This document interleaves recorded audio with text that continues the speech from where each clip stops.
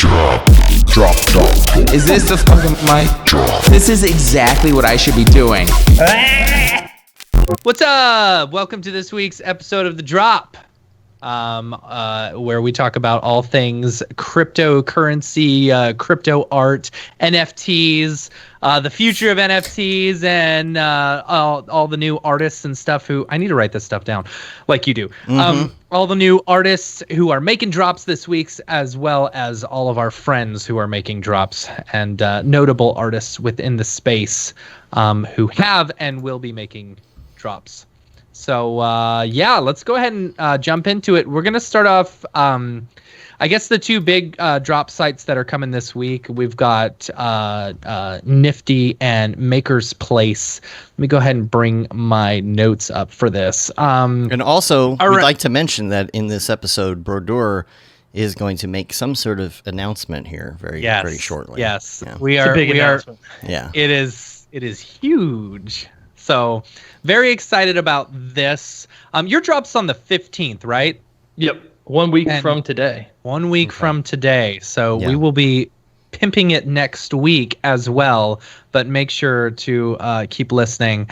As far as this week's drops, the Nifty this week has a whole bunch of art, like not artists, but like musicians. I've noticed, like DJs and stuff like that.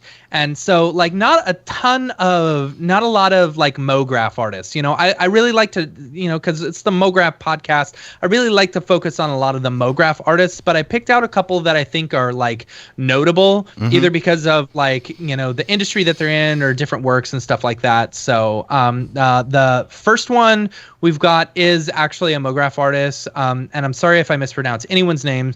It's Andreas Wannerstedt. I'll say that. It's a toughie. Yeah, they have these super fun, like highly satisfying looping videos and stuff. And I'm curious. I was watching. I was like, man, how do they do that?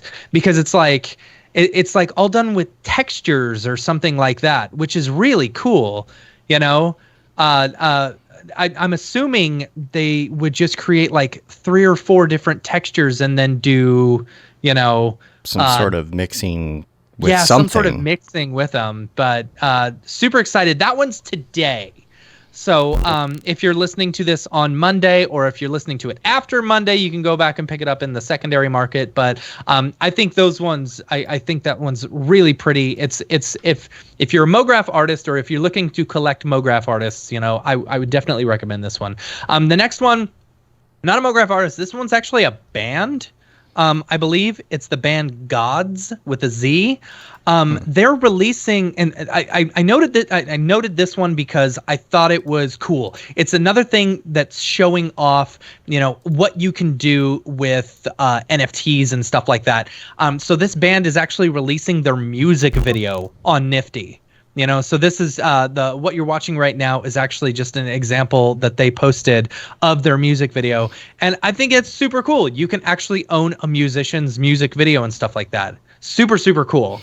And one thing to note, and I'll put this in the show notes for this too, is that Kings of Leon released an NFT album, Dilly. Yeah. So there's been a lot of talk around the NFT stuff. I've been seeing NFTs, and I don't know if the TikTok algorithm is just so good, that it's picking up everything else. But I've been hearing even so many people talk about NFTs and stuff like that. Even a lot of the musicians that I follow. So it's really an exciting time. Next up, I'm adding this one because both a musician and a Mograph artist. So friend of ours, Mr. Mouse himself, Mr. Dead Mouse, Mr. Mouse, Dead Mouse 5. Dead Mouse 5. Yeah. Where's the drop? Where's the drop? Your cousin Skrillex would have dropped by now. Dead Mouse and OG Slick are doing a drop on Tuesday. That's 3/9. So super excited about this one. This one will be fun. Next up on the 10th, they're more traditional artists. First one up, we've got Killer Acid. I really liked this one, they said something really. He does a lot of these comics and stuff Did like that. Did you give me Killer I don't know whether is this or is this just a still? Is that why I don't? It is just a still, yes. Oh, okay. This is just like I didn't have an example. You know, what's nice is a lot of the people who are doing drops on Nifty are actually showing off some of their videos, like they're doing like a teaser trailer or whatever. I'm assuming Nifty is like saying, "Hey, you should do a teaser trailer," you know, because a lot of them are looking very similar. But I didn't see one, so I just downloaded a couple of their images and stuff. I thought Killer Acid, this one about NFTs, was really funny. Hello, I'm an expert on digital artwork because I read an article on the internet yesterday.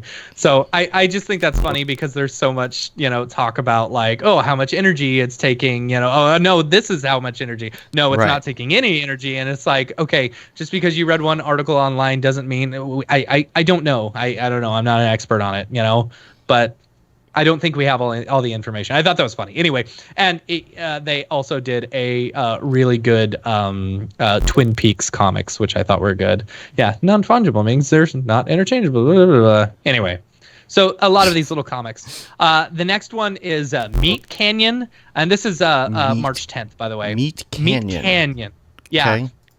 So it's got this very like Adult Swim-esque like look and stuff like that. Now I don't have a Meat Canyon. Where's that? Did I not put it in there? No. Maybe I didn't put it in there. I'll look on the interwebs for it. Yeah, Meat Canyon. Okay, so Meat Canyon. There's actually a TV or like a YouTube cartoon called Monster Lab. And Meat Canyon does the animation for it. It's really cool. It's very, Adult Swim-esque looking. It's very, very cool. So I think it's. Is this the guy who does Superbad? It looks kind of like Superbad type look, but I'm not sure. I don't know. I'm sorry, not Superbad. Super Jail. I don't know. Is this the guy? Idea. Yeah, either that. The problem with like a lot of this stuff is I look at them and I'm like, okay, so I'm going to go through and I'm going to judge the ones just from like either not knowing the artist at all. So I'm probably like the worst person to say, hey, go and buy this one, or hey, go and buy this one. This is just the notable ones that I looked at whenever I'm looking. So don't judge me because I didn't pick the best artist or whatever, because I have made quite a few assumptions on which art I think is going to sell really well, and I have been very wrong on many occasions, So we'll get to you, Raid Zero. Don't you worry. Oh yeah, we're on the drops. Oh yeah, we're not to our friends yet. So Meat Canyon, those ones are Meat Canyon and Killer Acid are on March 10th, March 11th. Alexis Christodoulou. I'm sure. Is it Alexis or Alex? Alex. I have Alex listed here. It's Alexis. Okay. Alexis, I believe. The folder just said Alex. That's why I'm just double checking we have the name right. That up. Let me see. You may have just not put the rest of the. Alexis. Okay. Alexis. You just didn't put the IS on it. I get you. Dulu.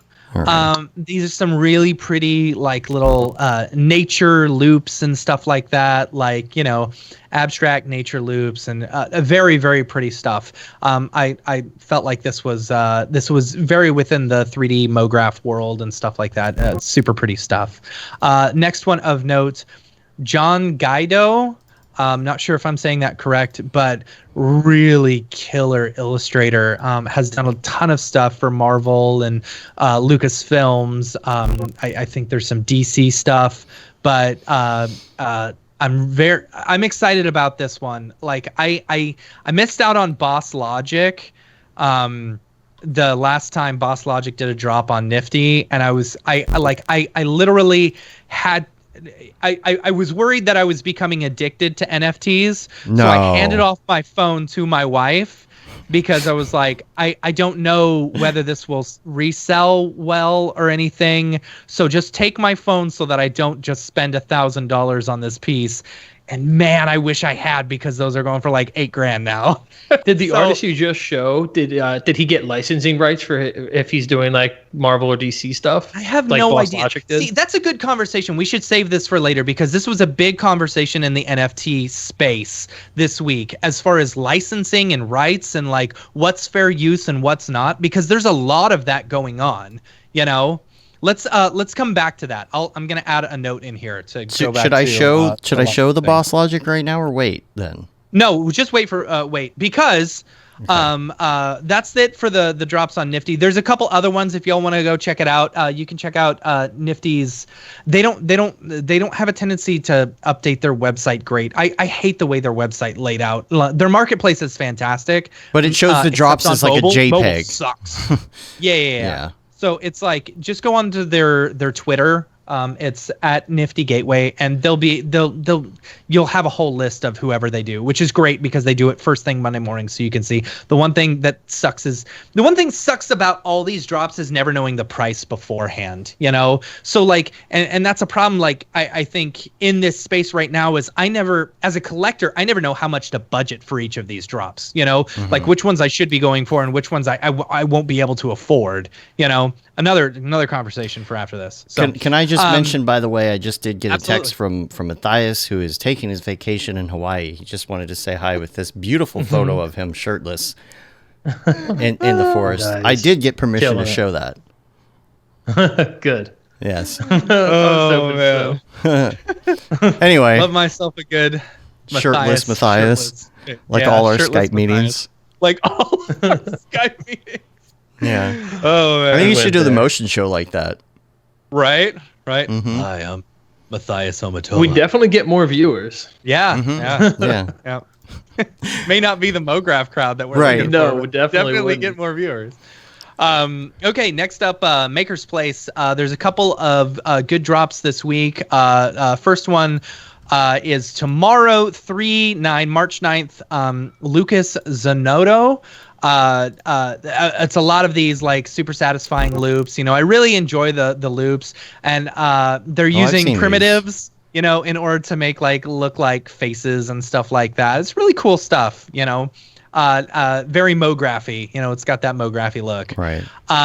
Next up, here we go. Boss Logic is doing a drop on Maker's Place, so I'm super excited. Here's my chance to get in.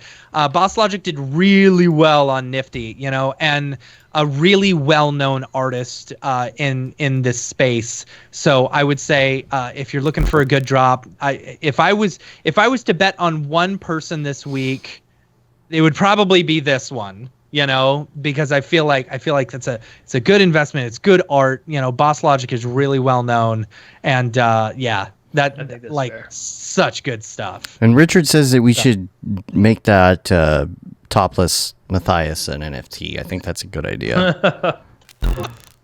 I feel like here's the thing.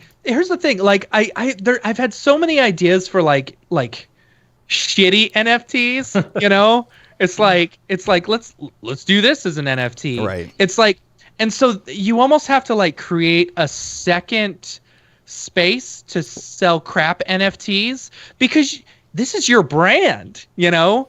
You gotta be worried about like the NFTs that you're putting out, because, you know, every single one that as an artist you're putting out, it says something about you. You know what I'm saying? Mm-hmm. Yeah. I don't know. Yeah. So if you're just putting out, you know, poop NFTs, people are gonna know you as the poop NFT artist, you know, versus y'all keep talking about that while I use the restroom. Hold on, I'll be right back. Poop. We're talking about poop. Yep. Gotta go. So that's it for the Nifty and the Maker's Place drops. If y'all, so we're gonna jump over to our friends, like the friends and noted Mograph artists that we've been following and that we enjoy, who are doing drops this week. I do want to preface this and say, if you're an artist and you're doing a drop this week, hit us up, because either follow me on Twitter at Matt Milstead, and let me know that you're doing a drop, you know, because we want to be able to encourage and uplift this Mograph community and help y'all make money. Because to me, that's the most important. That's the thing that Dave and I have always believed from the very beginning about Mograph.com is we want to help educate and uplift and inspire other new artists in order to do this. And if we can help, put another artist on a pedestal, for a little bit, that would be fantastic. And we love that, like, for example, last week, I don't know if this had anything to do with us or whatever, but last week, Abby Basila, who we mentioned on the show for her drop, she dropped like 3 pieces last week, and one of her pieces ended up going for 30 Ethereum. No, that had nothing to do with us. There were some great people in our clique of any way that friends. we can help support artists, in this space, then yeah, we would love to. Besides, outside of giving a foundation invite, I'm sorry. Like, we just, everyone hitting me up on Instagram and Facebook or Twitter. Sorry, I don't have one. I have none. That's the problem. It's so hard to get. Now, my suggestion right now, honestly, and I have this in the notes as well. There's a note in the show notes to one of these new spaces, is to try and get onto these new spaces as quick as you can. Yeah.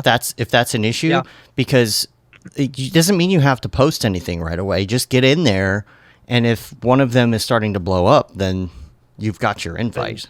Yeah, you're in. Like, I know you say that too. It's like, hey man, like, you never know. Like, it just takes one company to like do something slightly different or make an adjustment or get like, I mean, Maker's Place. I'll be honest. Like, it wasn't on my radar at all as like a top 3 place until Beeple's Christie's thing, and I guess they managed to do that together. I'd love to know too if they paid him to do it through them, or like how that worked. And like, who knows? I could just be like kind of talking out of my ass right now. But like, I was thinking, I'm like, there's like a lot of hype going on right there. And like, why did he like switch? Like, did like the smart business move would have been like if he offered, like if he let them all bid on it, like who could pay him more to get that drop? Because he's brought so much attention to Maker's Place. And so like if you're on Maker's Place and you're like, and how unstable they are, right? Yeah, I know. Well, you know what? I'm not even gonna knock them. I feel like they all have. Gotta be no one would have been able to handle that Beeple drop. No, I don't care what site you are. No one would have been able to do that. So and they've all had glitches. They've all had glitches, there. And so it's like whatever. But what were you saying? Yeah. So I forget now. What were you talking about? I don't know. Oh, just like the different sites and stuff like that. Oh, yeah. Just get on one. So, you don't know where it's going to launch to. Right. Yeah. Or if you're really hard up for one, go on Foundation, find the cheapest one you can find. It's the cheapest one you'll find is 0.1 Ethereum. I know this because I'll talk about this in a little bit. But the cheapest one you'll find is 0.1 Ethereum. You can buy it, and I believe you'll get a Foundation invite. I think really? I think so. I think you get Foundation invites by both buying or selling. Yeah, I do know that they're making changes to some of these things. Because like right now, I think if you make a sale, you used to get like 5 or 10 invites, and now you get like 2 or something. I don't really understand it. But everybody's backed up. That's the thing. Even if you're an amazing artist right now, you're not going to get on Nifty for a while. They're like solid booked, right? They're like totally for the rest of the year, at least, is what I hear. Yeah, Nifty. I feel like Nifty. You got to know someone. You got to know someone who knows someone who can get you into Nifty. I don't know. How did that work? How did that work for you, Brodeur? I didn't know anybody. I didn't. Here's my. Did you apply? I applied, but no one got back to me on that. I remember like really early on that. Like my wife was like your friends are on them. Just like write your friends. And I'm like, I'm not doing that. I just can't. Yeah. I'd rather just and it's just a me thing. So it's not a knock about anyone else. I'm like, I just can't like do that. I don't know. It's not my style. No, I understand that. Like, you don't want to be that guy. You don't be like, hey, Mike Winkleman, do you think you can hook me up with Nifty? Yeah. It's just like, whatever, man. Like it will come for me, and like I'll just like sit and be patient and have FOMO for a while. But like you just got to be patient. No, I just like I was relentless. At one point, I just got in my head that Nifty was the only one that I wanted to be on, and so I just didn't focus on any of the other ones. But like that's kind of how I kind of target and do most everything, is that like once like I'm like determined, it was just like, I mean, I've got a second drop coming up too, even before the first one has come. And I've been working on that since 2017. And it's just like, it's insane, like message chain. It was just like, I want this to happen. Like, what do we got to do to make this happen? And then finally it does. So it's like, I don't know, just be persistent and be patient with what you want. And like, it'll all come together. But yeah, mine was just like, I was just cold emailing them. My biggest thing, a recommendation to get on some of these big sites that you want to be on, is build a plan. You know how many good artists are out there? Just being a good artist or a recognized artist is not good enough anymore. It might have been back in September, but like not now. It might have been in, even early December. I don't even think though. I think it was all gone by that time of just being a good artist. It's like, who doesn't want to be on them? And so you have to like almost pitch and sell yourself like you would be for a client job. It's like build like do something cool, build something that's unique and put it and present it and hit them with it, and just do it over again and show them that you've got something that's really unique and worth it. So just being like, hey, I've got, 100,000 followers, or I've got, I've worked with all these companies. Who cares, man? Like everybody, like all people on there they don't really care anymore. They've got celebrities knocking down their doors to get in, and they're turning them down too. Because you got the TJ Millers who are using copyrighted stuff from their own movies to create NFTs. Back one. But I mean, I know for a fact that they're turning a lot of celebrity clientele down, because it's like, no, this does not make sense. Like you have to bring something to the space, And so build something, put a whole thing together, and like you got to sell yourself. Yeah. And that's what I did. That's how I eventually got in. I was told no probably 8 times that they're not taking anybody on, and I just was like, I just didn't accept it, Yeah. I don't believe you. I was like, my thought was like, and I've shared this, I feel like I have the opposite of imposter syndrome. I remember this at Camp Mograph, and I felt kind of weird and slightly bad about it.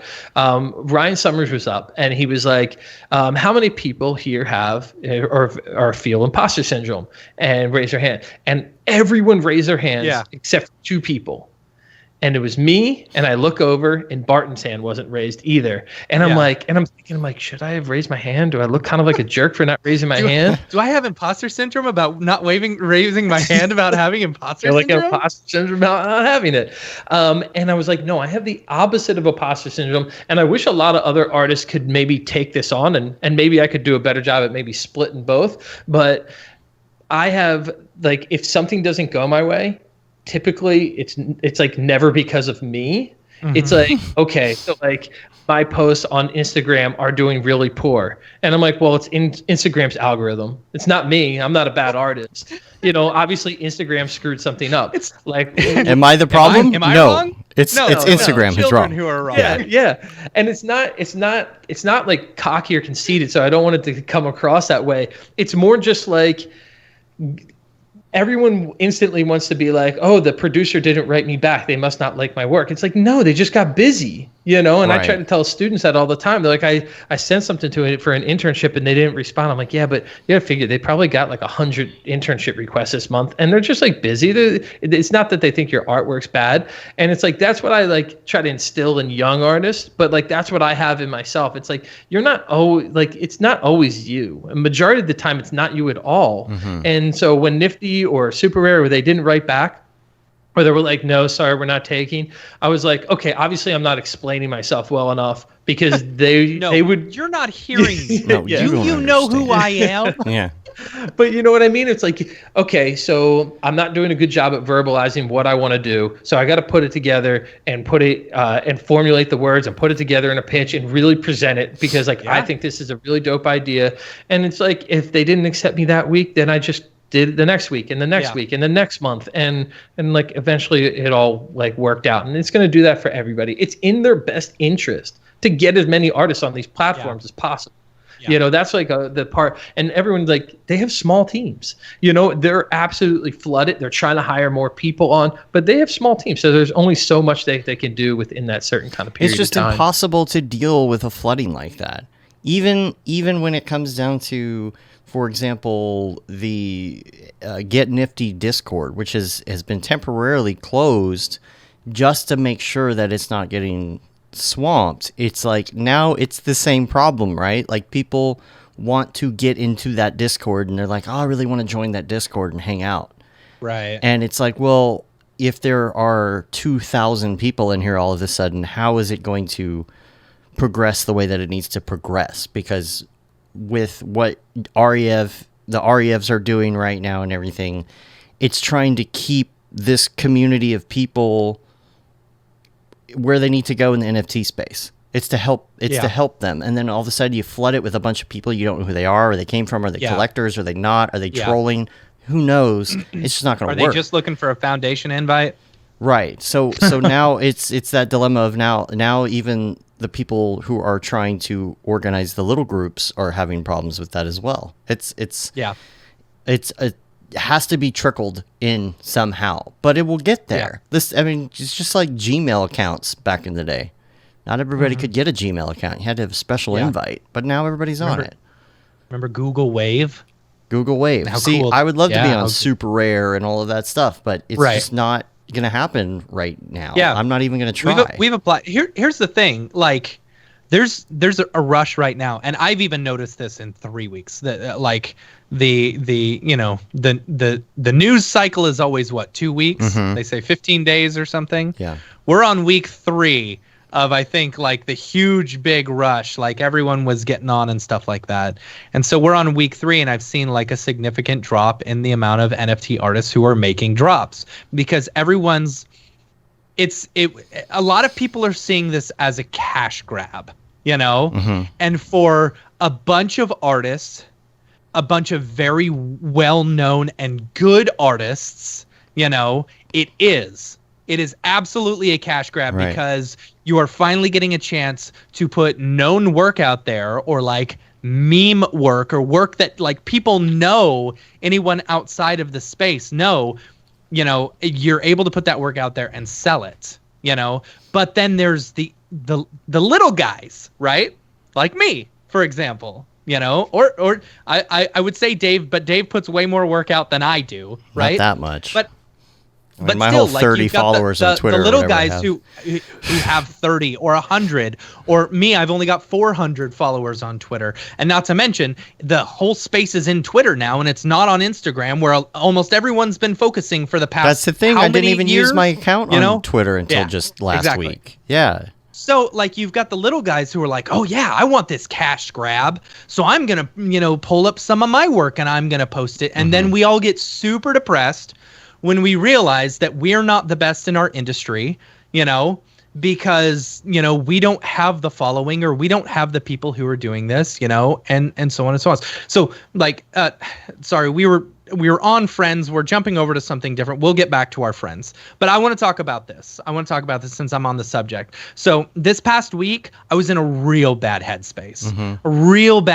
And I feel like a lot of artists are going through this as well. You see this as like a cash grab. This is a chance to make a bunch of money. This is a chance to not have to do client work anymore. Wouldn't that be great if we all never had to do client work? And I think eventually it's going to get to the point where we can all start like easily posting work, on a site for people to buy. But as of right now, it's like people are trying to fill out the space and stuff. And so I was super depressed. I love Ariev. Ariev is one of my best friends, but it's like, it is so depressing to see him make so much money and like me not make any money. But you also don't have a giant following, so that's I don't have a giant following. That's the thing. And so I realized that it's like I haven't been this Twitter person. I haven't been this Instagram famous person. People know me not from my art. People know me from this podcast. Of course. We have a lot of listeners on the podcast. A lot of people would probably recognize my voice way before they would recognize my art. Right. And so I realized I had like 4 pieces on different marketplaces, and I was like, you know what? I gotta stop. I gotta get some sleep. I am tired of losing sleep over the Schrodinger's crypto art, right? Where you don't know whether you're going to wake up the next morning and be a millionaire. You know, it's like I need to stop that mentality. What I need to do is I need to focus back on the art, because while yes, this stuff has been awesome for artists and making money, it's also been huge for creativity. I don't know if all the rest of y'all have felt this way, but thinking about what the next thing that I could post, or the next thing that I could mint, or the next thing that I could create has just been it's been a creative, like, just splurge of ideas in my mind, you know? And I feel like that's where I need to be focusing on. I need to stop focusing on the money. And I think a lot of artists need to do this as well, you know? Oh my gosh. Dude, I think that's fantastic advice. Speaking of FOMO, Fuckrender's piece on Foundation right now is 155 ETH. Oh my god. I mean, right. But that was with Post Malone, right? Is that his Post Malone piece? You have to understand, you can look at that and you can be like, I've met Frederick Duquette. I know him. Like, we've hung out. We've had him on the podcast. Why is he making 155,000 or 155 ether and I'm not making anything? I could get upset at that. Because he has an audience. But I could also see that he has this audience. He has been focused on NFTs. Meanwhile, I have been doing client work and I've been focusing on Mograph.com and I've been working on building this fan base.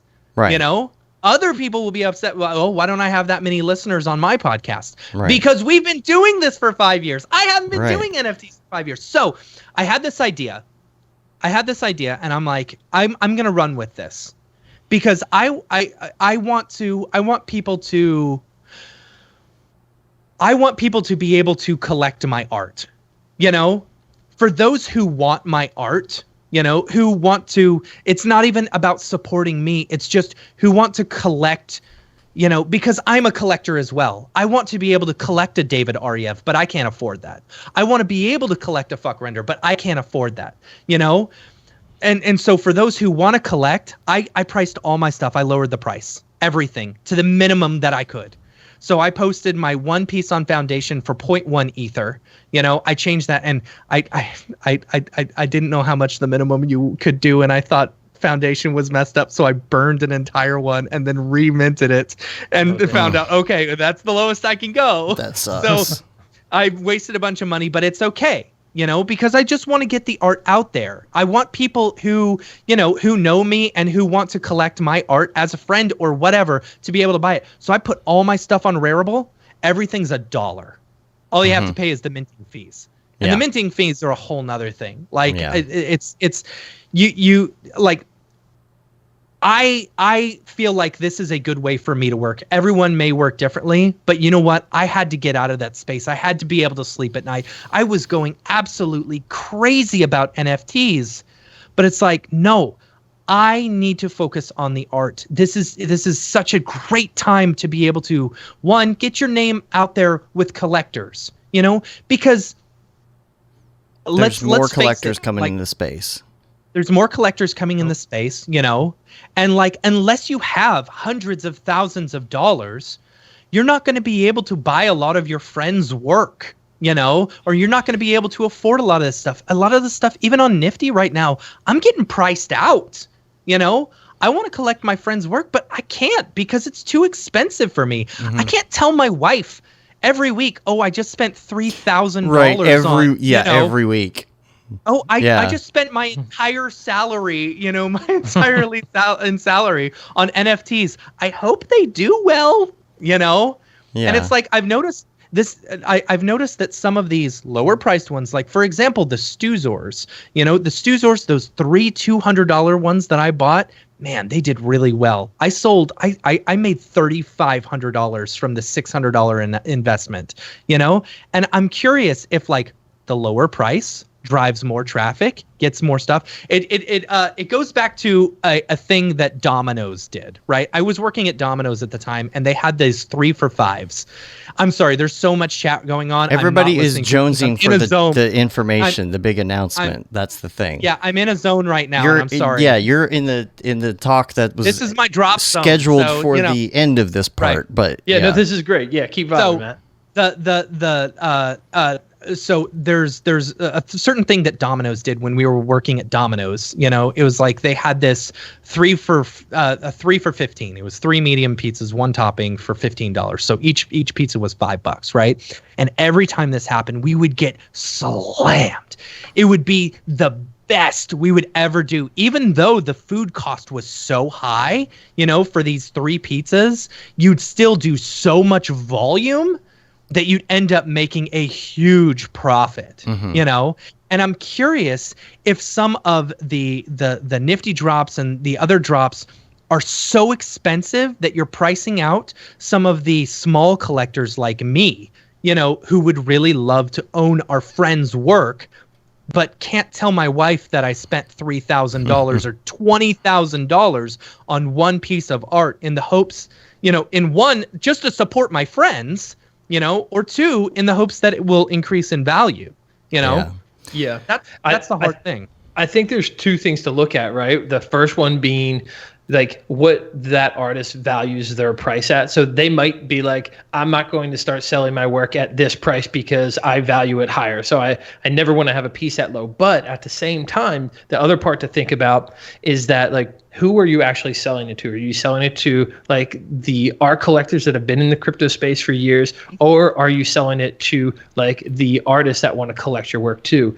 And I think the answer is both. Right. I think like this is the space. This space is what we make of it. And if artists want to buy other artists' stuff, which is super dope, and like hell yes, of course, well then you can't have everything make it so it's impossible for any artist to ever buy a piece, because then you're not paying attention to the artist and what's actually going to make this space. If you want this space to be sustainable for a long period of time, and obviously artists like are the coolest, dopest people and like lifting each other up constantly, well, then you can't kick them out, from being able to collect your piece and also like be able to hold, like how awesome is it to like have one of your friend's pieces and seeing it's like it's worth way more money now, and it's like, dude, that was awesome. Like I invested in you, and now like I've got one of your pieces and it's got a really high value to it, and this is like awesome. It's like it's even more of a friendship bond. So I think it's an absolutely awesome point. And it's that investment in each other that's really helping. That's why Abby did so well 100%. This week. Everybody was talking her, and that's the reason that you can't do a group and have like 2,000 people come into a group. You can't talk that many people up in a group and help each other out. It has to start small and grow. And the other thing about the REFs too is I just like to mention like the clubhouses they've been doing are great. And especially this last week, the one dealing with like the FOMO, the mental health stuff, it's really bad for everybody right now in this, feeling that, and like they're doing a really great job doing that. So major shout out on that. So you don't get that FOMO quite as bad when Fuckrender drops his deal for like 300K. I thought it was funny though that, and I commented, he posted the collab with Post Malone, and it was Post Malone's post that posted it, but there was no audio on it because Facebook muted his audio for copyright violation. Funny. That's really funny. Probably got to work that out somehow. So bottom line is, I'm not going to, the people who follow me or who follow us, are probably artists. I don't think I have any collectors. Well, I did sell my one piece on Foundation.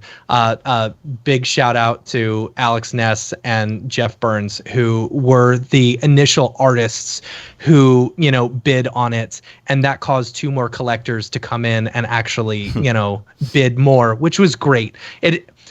Selling your first piece is fantastic, and I didn't make any money because, gas fees are so effing expensive. Right. But you know what? It felt good to get the work out there, and it's now in the hands of a collector, not just my friends, which is cool, And so that's the thing I did with the Rarible stuff. It's like I just priced everything for $1, and I hit up I want you to know I hit up every single one of my friends who had bought one, and I said, this is what I'm going to do. If you want your money back, I will give you your money back, and all of them were like, no, I'm investing in you, which is awesome. Here's the thing. Like the gas prices suck, But if you want one of my rareable pieces, they're all $1. You just have to pay the gas price. Just wait until it's low, and then pick one up. I just want people to be able to collect whatever they want to collect. All right. All right. Anyway, everybody's waiting. Yes. Everybody's waiting for the announcement. Okay. Let's get to this. I know. Okay. Well, we've got friends drops who we want to talk about. So do we want to talk about Brodeur first? Brodeur's first. Brodeur. And then we're going to hit up our friends drops. So make sure and stick around. Brodeur, let's hear it. You're doing a drop on the 15th. Let's hear what it's about. It's on Nifty Gateway. In 2 weeks from now, you're going to be a millionaire. Well, I hope. Yeah. Fingers crossed. I mean, that's cool. If that comes that way, that's fantastic. I will say this, since I've gotten into the industry, I think probably about a year or two after I got into the industry, all I wanted to do was make personal work. And so outside of work, lunch breaks, after work, I would just make personal work, and I would put it on Behance. This is before Instagram or anything like that. And it was really mostly it was if I wasn't getting a specific client job, that's what I wanted my focus to be on. I was okay, we can't get these client jobs, so I'll do a personal project that's kind of like that. It's been my passion and my driving force the almost entire time of me being in this industry. So after I left the studio, I became locked and loading, and I was okay, I have to establish myself outside of just being a creative director at a studio, and I want to make a name for all the personal work that I do, and really kind of push it out there. And so that's really just been my thing, and it's just been out of the sheer love of doing it and wanting to learn and grow. And along those ways, I've noticed that I get more client work because of my personal work. Along those ways, absolutely. I see people like Diplo licensing my work that's just sitting there, and I'm oh, this is really cool. And then I see companies like Adobe and other software companies that are hey, would you do tutorials for us? We saw this personal piece. You just make whatever you want, but record it, use our software. It's of course. So it's that's kind of how we've a lot of the artists that have been doing these creative things have been kind of going about it, but it's always been for the love. I've never stopped because I do it so I can learn and grow, and that's the only way I can get my creative energy out. I can't get it out on client projects. I just can't do it. Right. And it bottles up, and I'm I've got to make some personal work. I can't stand this anymore. And so that's what it's always been about. So I've been doing locked and loading now, and that's been my whole career of being on my own. So I've got my drop on the 15th on Nifty Gateway, and it's called The First and the Last. And it's because it's going to be the first time, obviously, you can ever buy my work on the NFT space as locked and loading. And guess what? It's going to be the last time you can ever buy my stuff on an NFT space as locked and loading. That's because once my auctions end, I'm scrapping my name. I'm no longer going to be known as locked and loading. I'm changing it back to what my original art name was when I first got into the direction that I was going to do this for a living, and that's Brilly, Brilly. And then the drop will also have the first piece ever created as me, now known as the artist Brilly. Nice. So it's going to be the next. It's a phase in my artistic career. I feel it's bringing it back to my authentic original self of who I really am. And so in high school, I was snowboarding, and I broke my collarbone. And at that point in high school, all I wanted to do was go to college and play sports. That was my plan. That was literally my plan. I just wanted to play sports in college. And then after that, I broke my collarbone. I was watching Discovery Channel, and there's an artist named Michael Valley, and he was doing airbrushing on cars and things like that. I thought it was super dope. And I went and got an airbrush, and I went down my basement, and we had scrap pieces of drywall down there, and I was airbrushing. I had my broken collarbone, so my arm was all slinged up in a harness, and I couldn't play any sports during that. It was 3 months, so I'm airbrushing. I'm not telling anybody. And then I guess my parents saw it, and they're like, "Are you painting that?" And I'm like, "Yeah." And they're like, "You've got to show people." And then I started showing art teachers and stuff like that, and you have to go to college for this. And I was like, "Really?" And they're like, "Oh, you have to. You absolutely have to." And so I was getting into. Parents are pushing their kids to be doctors and lawyers. You're like, "No, you got to be an artist." Yeah. And so, I know it's really awesome to have that kind of support. And so I started doing some graffiti and stuff too. And so me and my friend were like trying to come up with what our tag would be. And I was never like a big like wall mural graffiti artist. I was a tagger, and that was like really my kind of thing. And we're coming up with what our tag should be. And so that's Brilly. That's how Brilly came about. Brilly is really a mixture between Brodeur and Philly. That's it. And I was like, dude, that sounds, it's like weird, but like I like it. So I would just tag it everywhere. Brilly. If you actually go back and look at my locked and loading work, as early back as you can go, where I started like writing stuff in there, you'll see Brilly is written all over my work. So if you go to like the one that's like a dumpster and it's got like an octopus kind of like hanging out, read the dumpster, read the back of the walls, read all that, and you'll see Brilly everywhere. So it's like, it's been me. It's always been me. And I feel like I'm going back to the authentic me with it. So the drop, the first and the last drop will be the first and last time you can ever get something that's locked and loading on the NFT space. So I'm not going to be pimping this stuff out for the next decade. It's like, this is it. It ends up being just under 2% of my total body of work that I've done is locked and loading for personal work will be for sale. That is it. Period. End of story. I'm not doing this thing where 10 years from now, it's going to be like, oh, here's my first piece I ever did is locked. No, that's it. That's it. I've in the made vault. my selections. I've picked my favorite stuff that means everything to me for one reason or another. And that's what I want to give to everybody else. And then be like, that's it. From now on, it's going to be it's all new. And I'm moving forward. So that'll be the first piece. Now the first piece is kind of dope. It's going to be a blind auction. No one gets to see what the piece is. So you're going to be bidding. You're going to be bidding on either just like a blank image, and once the auction closes, the highest bidder, then it reveals for everyone what that piece is. So there's like a lot of little fun twists. It's going to actually have 16 pieces that's total. That's make you nervous, dude. Like not to put the pressure on you, but that's like that's nerve wracking. You know, here's first the piece going out. No. I mean, I feel like. I'm like, I love it. I love the piece, you know? So it's like, that's good. That's real good. Yeah. Well, this is what I want to share with everyone too. I've never created to like care about likes and followers. I create always because it's what I want to create. If you remember at the beginning, I was like, I have this creative energy and I just have to get it out. I don't think about that. So, if people are like, they don't like it, it's like, well, that's cool. I didn't make it for you to begin with. You know, so it's like I made it for me. If it resonates with you, that's fantastic. That's like every artist's dream that their piece resonates with other people. Very cool. But I'm not going out of my way to try to make something because I think someone else is going to like it. Right.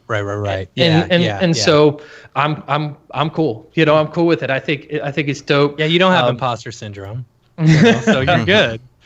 but I'm very introverted, you know, but no, the imposter syndrome, just because I try not to focus on what I think other people think as much, you know, and it's just like, it has to come from you and within.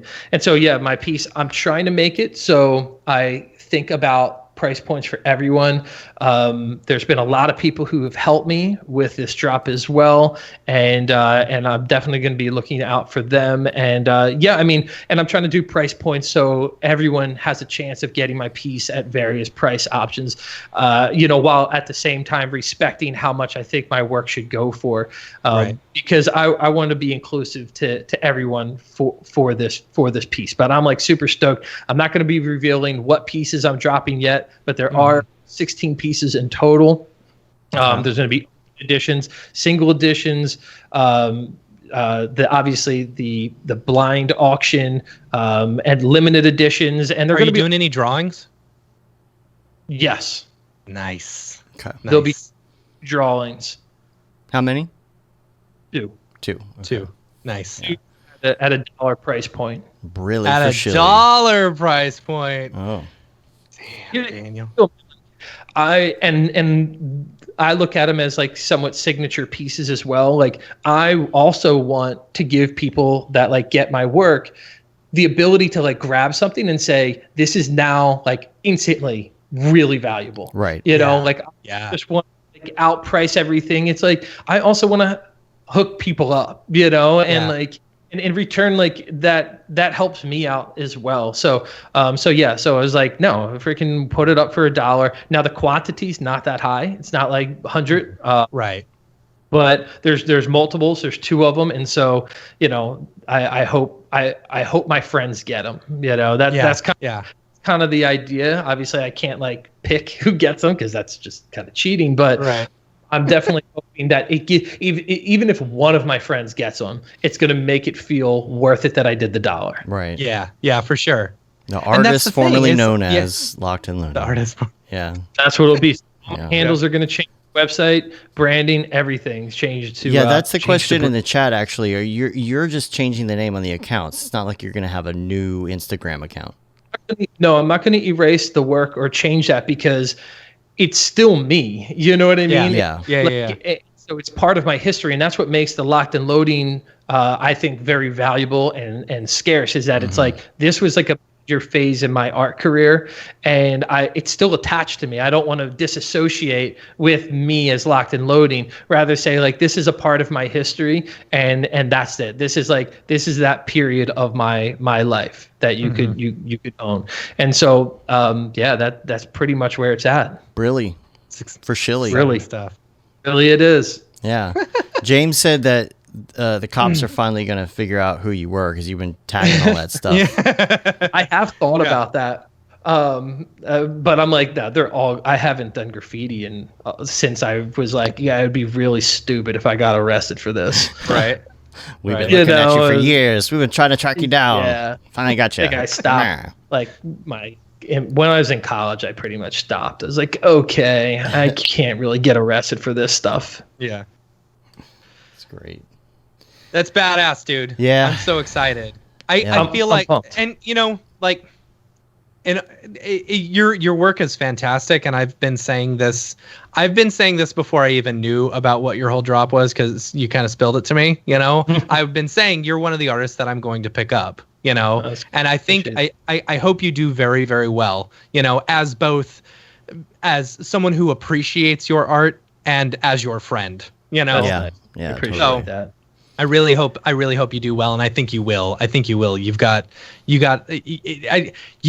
very good job marketing it. I think, I think that's the thing. You got to have that marketability. You got to have that marketability, and I think I really hope this will help push, a lot of this drop. This will be one that people talk about, I think. Well, that's really cool. Like, I'm not holding anything back. Like, I feel like I'm entering into this space, and that means I'm giving it my all. Like, before I was even on any platform, and like no one accepted me, I was building. I was like, it's gonna happen, and I'm gonna be ready.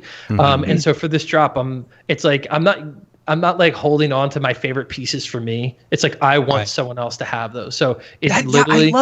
I love that thought. Because that was the whole thing that I went back with, like giving my stuff away for $1. It's like I don't want it to be limited to like, just collectors or someone who can afford. I want my friends to own it. It's a piece of me that, if someone wants it, why shouldn't I just be able to just give it to them? Yep. Yeah. Matt, do you have a hard out today? Because we got a lot more to go. Okay, good. Fine. Good. Okay, I mean, we're okay. Like my checking. kids at my in-laws. Okay. So just wanted to double check. It's spring break. All right. I was a little worried on time. Okay. No, we're good. Do you want to do community drops?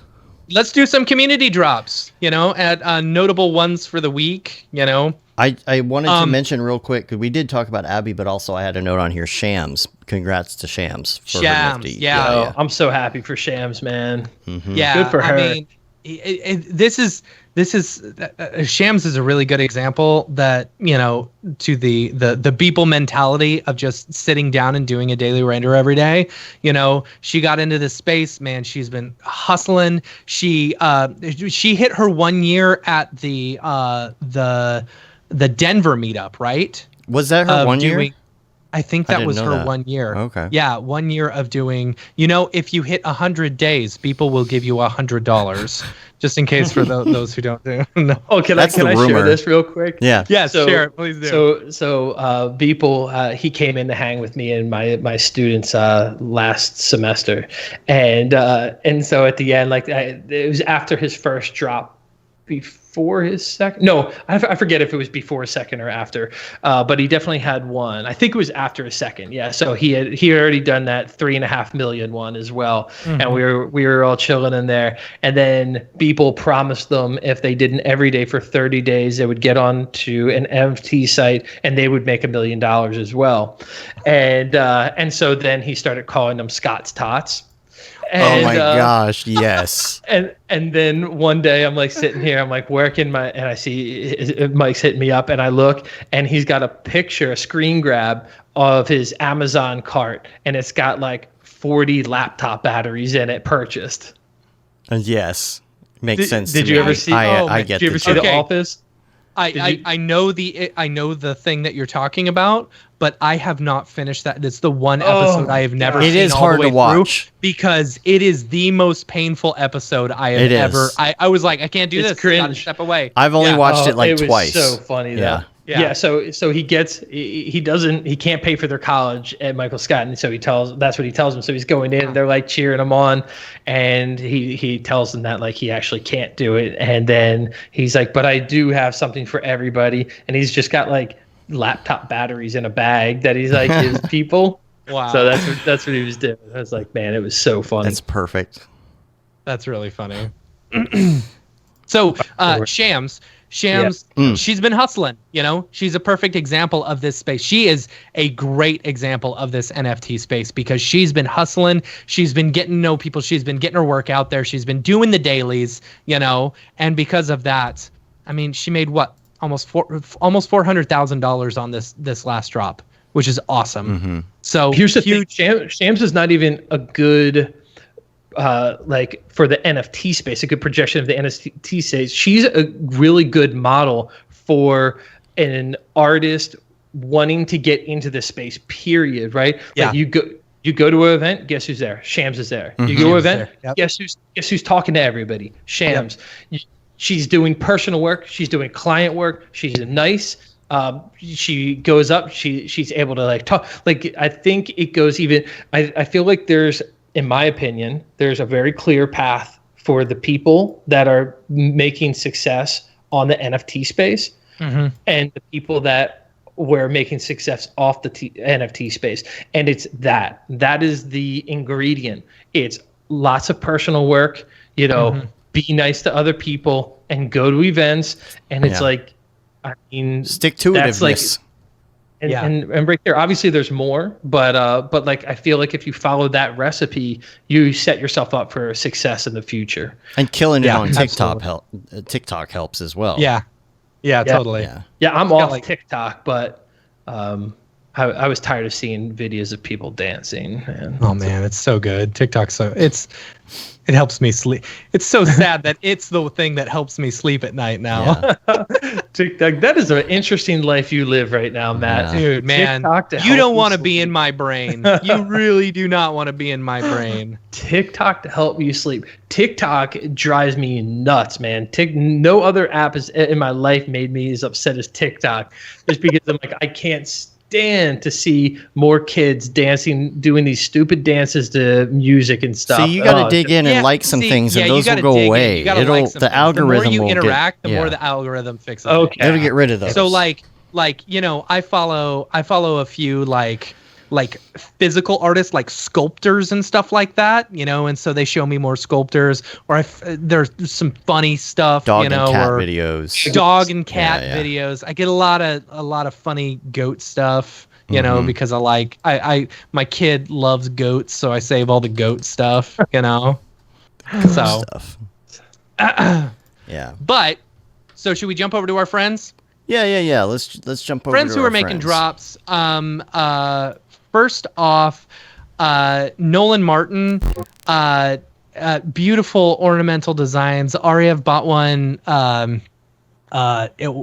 of their pieces last week, and I Arya posted it online on Twitter that he was able to pick up this piece, and I commented, I said, I'm so happy you're buying all the ones that I want so that I can eventually buy them off of you, you know. But Nolan Martin's got a beautiful drop, and I didn't mention where that was. I think it was, put a link in there or anything. Dang it, was it super rare? I'm gonna have to look it up. Dave, do you want to do a different one? Yeah, we'll fix it in post. Yeah. I would like to mention Liam Clisham. He has one that's out right now. He decided to put his first one out here, and this is on Rareable. You got that? There you go. Yeah. His is out there. I like that you can just make out what it is. What there it you says. go. Like right at, Yeah. right at the right point. Right. And who else? We got, well, of course, Brandon Clements, who we were talking about before, the bathroom scene that he was working on, which was done in Unreal, is actually on Rareable. And so these drops, if we don't say a specific time, they're probably already out there. Yeah, because there's no way we can get to them all beforehand, you know? Absolutely. Yeah. So I can't wait until he puts up the reel-to-reel. I specifically told him, I said, wait till you get into Foundation for that one. Yeah. At least Foundation. Yeah. But I told him not to put it on Rareable. I told him to start with his first one with the bathroom. That was my suggestion. But also up on Rareable is Paul Robinson. Yeah. And, this was surprising to me. I was like, this is really cool. Yeah, so he's got this piece that he's working on for a short film called Bot, and this was I think this was his opening shot from it that he minted as an NFT, and it's so pretty. This is the reason why I like. So you know, he does actual film work, short films and stuff like that, and I think this is super dope seeing an actual person who. A DP who knows lighting, who knows camera moves and stuff, doing something like this. So that if I had more money, I would be buying that instantly. So someone who does, please go buy that, because that's a dope piece. Yeah. Also Bella, aka Piano in the Fox. They posted one. They've got one on Super Rare coming soon. They're just doing some music for it, but it's Piano in the Fox on Super Rare. So make sure and check that one out. Super cool stuff. I love their illustration or their animations and stuff like that. Super cool. Omega Fox. Next up, Omega Fox.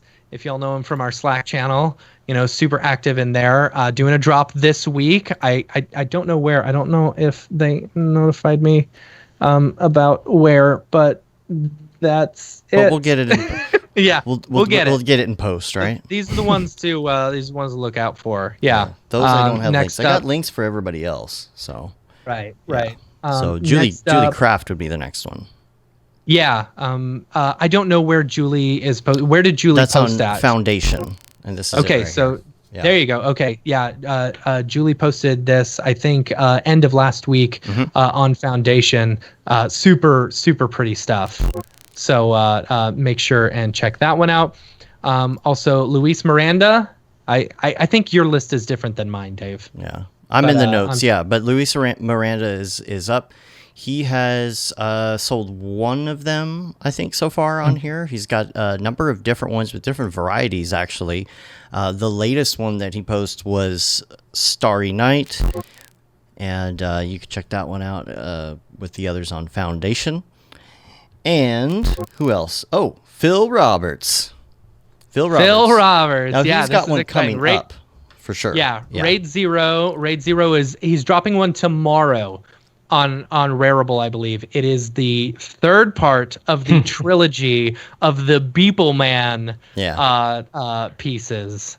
Phil, I don't know if I can make a last minute request. It's probably too late, but maybe it's the fourth one. You got to do like a really light beer in there. Maybe just put like H2O on a beer glass or something like that. I mean, but Beeple only drinks Coronas. Yeah. No, do like beer water. Like it has to be. You have to like talk about how it's like weakling beer. It's like something like that. Yeah. Man, your accent came out real big when you said water. But he also he's got a listing on Foundation as well. If you want to check the stuff out he's moving into that too. Hairy pictures that he's been doing, which I think are pretty cool. Yeah. Pretty cool, yeah. And I might have something to do with his drop for next week. Yeah, totally. In a way. So keep an ear out. So is that tomorrow or is that next week for the Beeple Man? That's tomorrow. Tuesday. Okay, yeah, that's what I thought. Tuesday the 9th.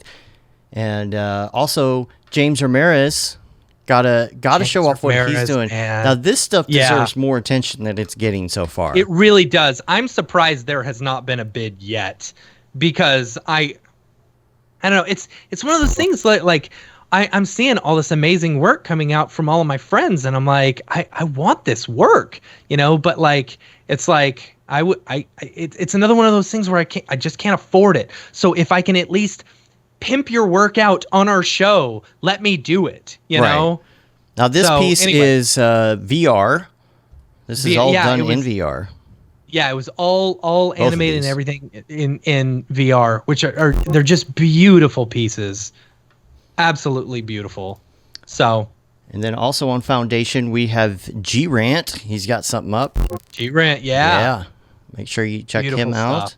Nice to spot him before I've seen him. Yeah. Yeah, I talk to him every day. We chat on Slack every day. Yeah. You guys follow each other on TikTok? No. I don't post anything on TikTok. I know, I'm just being I'm just I'm just a lurker who occasionally comments.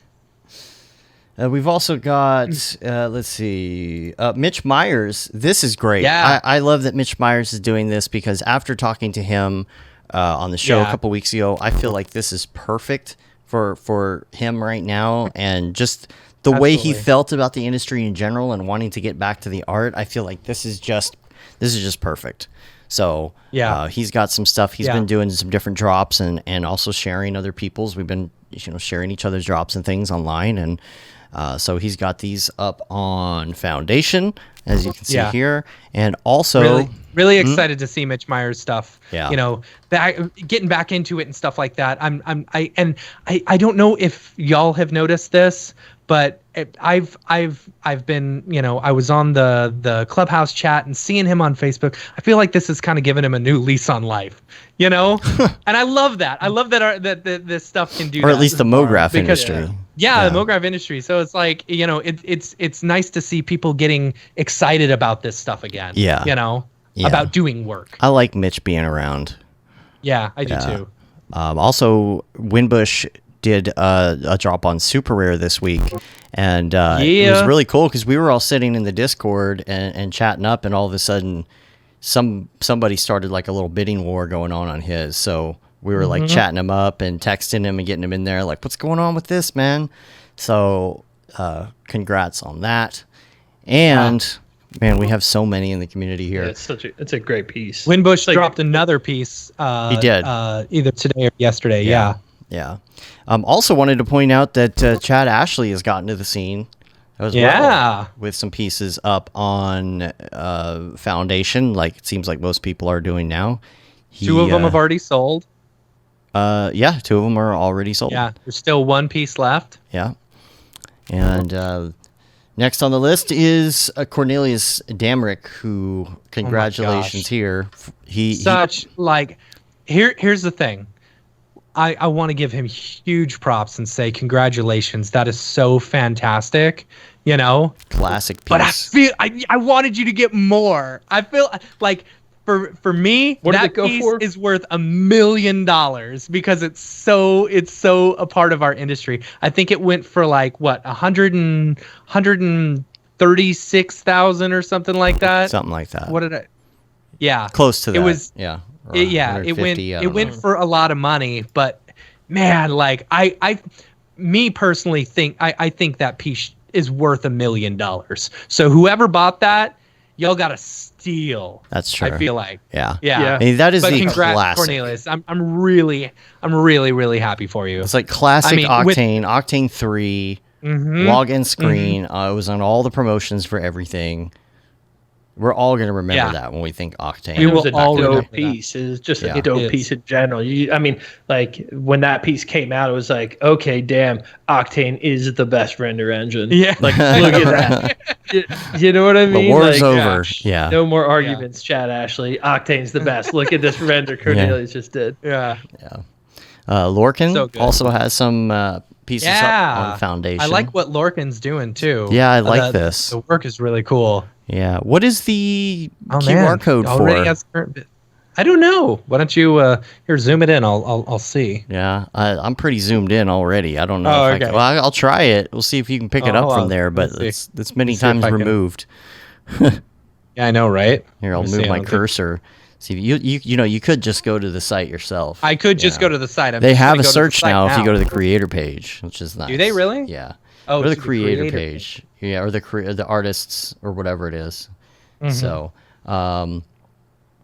Martin Vanners, I have never heard it pronounced out loud. So he's the one who does all the cool renders of the astronaut holding up different signs that say different things, especially like with David Ariev's course. So he has one that is the astronaut holding up one of the signs with the banana tape to it, which is fun.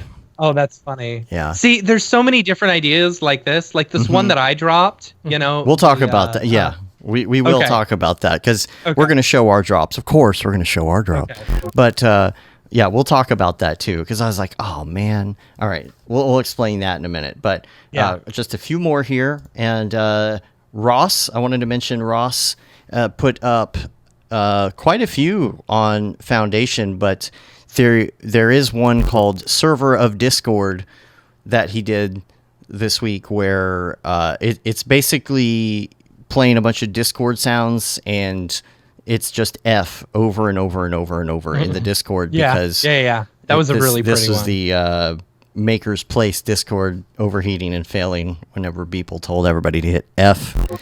So check that one out. And then two more here. Tom Coben has been killing it. He's working on some other stuff as well that he's going to put on a couple different platforms, I think. But his, Thomas the Tank is on there, the train stuff. And I think he needs to do the bowling one. He needs to do the bowling machine somewhere. Yeah. So I was talking to him on the Discord about that. I told him he needed to do the bowling one. Yeah. And he said he's pretty sure someone licensed it out for like 2 years, Like he's already licensed it out, so I don't know if he can actually sell it. Interesting. Yeah. So I told him just you might be able add to a pair of bowling shoes in there, and then it's a completely different piece, right? Yeah. He also said he's got to go back in and add a power cord to it because it's the one thing that made right. A bunch of people were complaining that there's no power cord. Yeah. So insane. And the last one on the list is Claudio. I wonder though if he could. I wonder if he could sell it though, because you're not giving away the copyright to it, right? Right. I don't know. Probably. I think he might be able to if he looks at it. Yeah. That's do this and then I'll come back to that because I want to talk about the copyright stuff. Yeah. And the last one on the list here is Claudio. He just got me this morning, so he's got some up here on Wearable. Notice Ordinary Politics, 9 out of 10. I own one of those. I own one of those. Oh, you do? Nice. I do, yes. Sweet. Yeah. Awesome. All right. And, of course, we're going to talk about our drops real quick. I'll go first because we're going to talk about yours for a second. But do I even have these pulled up anywhere? I have no idea. I don't even know. Your drop. So you were working on this the other night when we were doing the... so this one has actually sold already, but it's an interesting story. This was the one that I originally posted, and I was like, it was the whole thing where it wasn't selling, and I was like, you know what, I need to stop focusing on the money. I need to just focus on the art, and I was like, I'm gonna post it for 0.1 ether because that's as low as I could go. And if people like it, if collectors want it, there will be a bidding war, and I'll make some money. But whatever. Right now, I just want to price it to where I can get the work out there. I want people to know me, So I posted it up there, I was working on some stuff, some work, and I was like, all right, I've got a little bit of time. I'm going to create something, and I had the idea, the Sasina Paun pipe, the famous painting or whatever. This is not a pipe. Yeah, this is not a pipe. Right. I was like, I should do one that says this is not an NFT. I think that would be funny, not having, and I had a feeling it was a very unoriginal idea, and so I didn't want to go searching for it because I knew if I did, I would probably find something. Because great minds think alike. I would get discouraged because like Marhin posted earlier with the banana on the thing, the duct tape banana. I was like, oh, that would be great as an NFT. I should do that, even though I'm pretty sure someone's probably already done it. Anyway, so I went through. I didn't want to get discouraged, so I didn't look anything up. I just did the work, Modeled the pipe real quick, used GSG materials, threw them in triplanar, blah, blah, blah. I figured out, I found a stock picture of weed and I put weed in there, Nice. And then figured out how to do the cool like embers and stuff. I had never done that before. So, learning a little bit while having fun, did some TFD smoke, all in all, it probably took me, an hour and a half to maybe to do the whole thing and render it. I just wanted to get some work. I wanted something up on Foundation. And I felt like that, kind of gave a little bit of my personality as well. Like I like to joke around. I like to have a good time, whatever. And so I posted it up there. What are you saying? What are you going to say, Dave? Oh, I was just going to say we were on the Discord when you posted it. Yeah, we were on the Discord.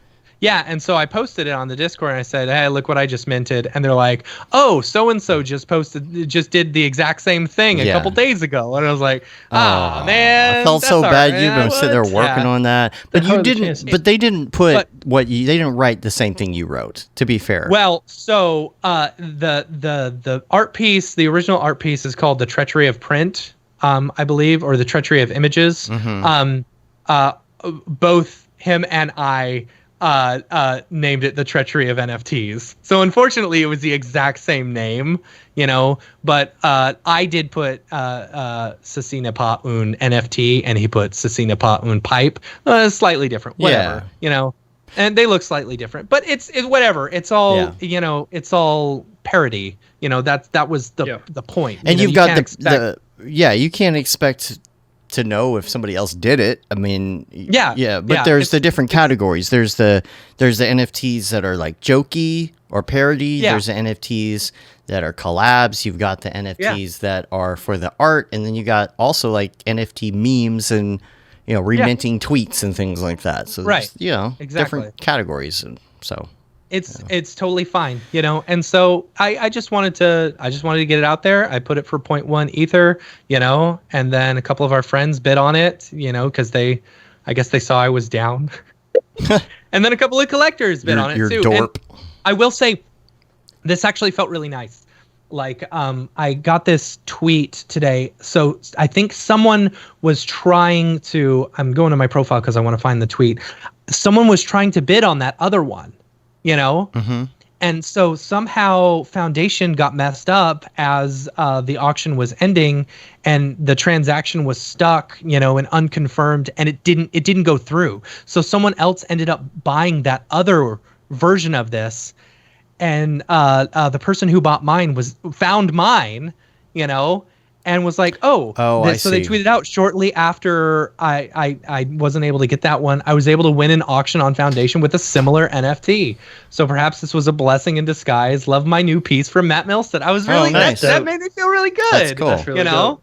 Yeah. What a great story. It was nice. I made no money off of this, because minting fees are outrageous. Right. I paid, you pay $50-something to mint it, $50-something to post it, and then once it sells, I had to pay $75 just to get the money out. I'm out $175, and I sold it for $235.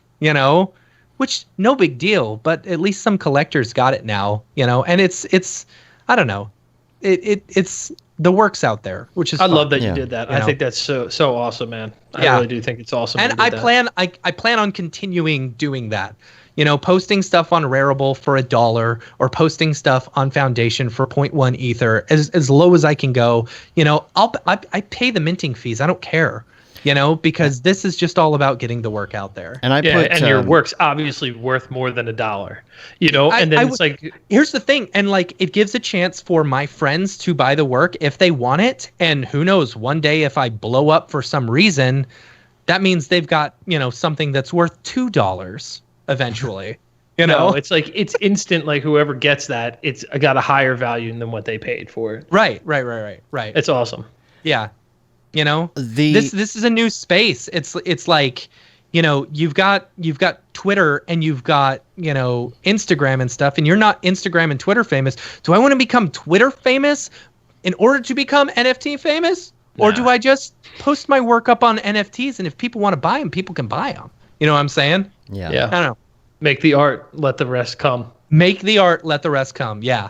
I love that. And you've got the kind of parody ones and things. I personally put my parody Beeple thingy that I did up on Rarible. Okay. Now when it comes to doing Foundation, I wanted to be something that actually that I was really happy with, and that it was about the art, and like I feel really good about this piece. I'm not just throwing up anything. Right. So this is what I'm trying to do for my Foundation and hope it's good, because I feel like on Rarible, because everybody can get in, you just can put up whatever and it doesn't matter. And I've been telling people this too. Like, I know Rarible's out there and everybody can put whatever they want up there, but if you're going to get an invite, you should really put some thought into what you're going to put on an invite site. A little bit more like on the artistic side of things. I know there's memes that are selling for a ridiculous amount of money on there, of course, but so I will say that that mine is my Dorp. I keep calling him the Dorp. It's the Dorp. Just like holding, just changing the words. My Dorp is coming out tomorrow, and that's going to be Heartseed and wait, did I say Rarible on Foundation tomorrow? Yeah. And that is going to be Heartseed, and I actually, I'll put a link in the show notes to everything, including mine here. This is kind of like my promo to show it off, and a lot of people are doing these promos. I did original audio for the whole thing, so you can see what it looks like, and this is what it's going to look like. It's in kind of a different size format. It's not just 16:9 or whatever. So you can check that out. Just want to throw it out there, and hopefully people like it. I hope you like it, as they say. Yeah, it looks dope. It's a cool piece. Yeah, I've been really into TFD and stuff, and I loved how it looked, and I loved how the smoke came out, and I'm like, this is one that I really want to put out there as a piece for my Dorp. Good piece. Yeah. Your Dorp. I got a question for both you and Matt now, because both of you just plugged TFD. Have you guys been using Embergen at all? And if you haven't, why not? I haven't yet. I'm really... I've played around with it for sure. I want it to be native. I want it to be native before I use it. Yeah. Like that's what I'm waiting for. So once it's native, you better believe that's all I'm going to use. It's going to be outrageous. Yeah. I named my dog puppet Dorpy, by the way. Dorpy. Yeah. Oh, yeah. Yeah. Here he is. Hi, I'm Dorpy. Hey, Matt. How you doing? How's the crypto art world? This is what I have to deal with on Skype. He's Dorpy. He's Dorpy the Doge Dog. Yeah. Because he's a Doge dog. How's the crypto art game, Matt? Is it a Doge world? Wow. Yeah, I was going to put my NFT up there too, but you know what they say? People do NFTs just for the Doge. Right? This is like the shtick they used to have on MTV, that little, like, I think it was like a little Chihuahua dog or something like that, and it would go and just harass people. Oh, yeah, you're talking about... is that the Eminem thing? For me to poop comic on. Dog? Triumph the insult comic dog. Yeah. But he needs a cigar or whatever, you know? Yeah. All right. Well, Dorpy, I think it's time to go. All right, guys. Well, check out my new Genesis drop on Rarible. I'll see you later. All right, let's get out of here. Wow. Yeah. Dorpy needs his own account now. No, you gotta go. Definitely. You gotta go. Yeah. Hey, Brodeur, you sure you don't want to do a collab? Let's do a collab. I don't know. Hey, Hey, you got an invite to Foundation? Yeah.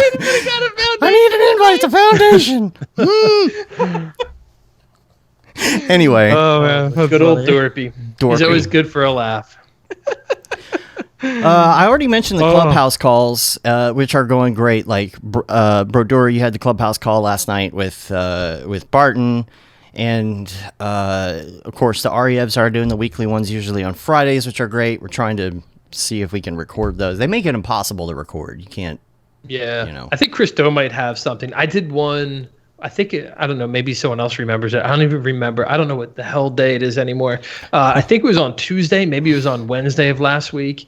And it was awesome. It was like, it was absolutely packed, and like so many people showed up. It was super, super cool. I think it was Wednesday. I think it was Wednesday of last week. Yeah. And yeah, I wish I had it recorded, but like at one moment I looked and like everyone I had up on the panel, I'm like, holy crap, this panel is insane. It's Everybody awesome. up here right now. It's so cool, all the people who are showing up for these. So great. Yeah. Yeah. Yeah, I like it. I like Clubhouse. I think, hey, do you guys think it would be as successful if we weren't in a pandemic when the app came out? I don't think so. I don't think so. I don't think so at all. I think this has been a great outlet for people. Yeah. I love that you can just sit and listen. Like sometimes if I need to participate for some reason, like I almost feel like, I don't want to do. I just want to sit and lurk and just listen. That's what I enjoy doing. I'll put it on while I'm working, and it's like if you really feel strongly like you want to chime in on something, you can raise your hand, and it's cool because of course it's nothing much different than like a group phone call. It's just kind of organized. It's like a radio show, right? Someone else was saying that. They're like, is it kind of like a radio show? And I'm like, yeah, I guess it is. But like you could bring people up to like sit up there and talk like the whole time, and but yeah, it's kind of like that. You know, people are like calling in for questions, and you can have some guests and stuff like that on the show. It's like an earnings call. I'll be right back. Yeah, but it's got like the virtual aspect where like you can see everybody that's like watching and listening. You can like learn more about them, and like that's so it's got the interactive like experience as well. But yeah, I was thinking that too. I was like, I have a feeling if this came out when we weren't in the pandemic, like would we be all that interested? We'd probably be like, no, we're like going out, and so like you eliminate people like leaving their houses, and it's like, well, I guess we could like sit in on a Saturday night and just talk more industry talk. Yeah, it sucks that you can't like archive these. That's the hard part, because there's so much gold in there, and it's like, no, I get you want people to show up, but not everybody can always make it. Maybe that's why so many people are on, because they know they can't catch it later. But we're trying to record it is just impossible. I have a really great way to record things off of iPads and things remotely or whatever, and they block all of that.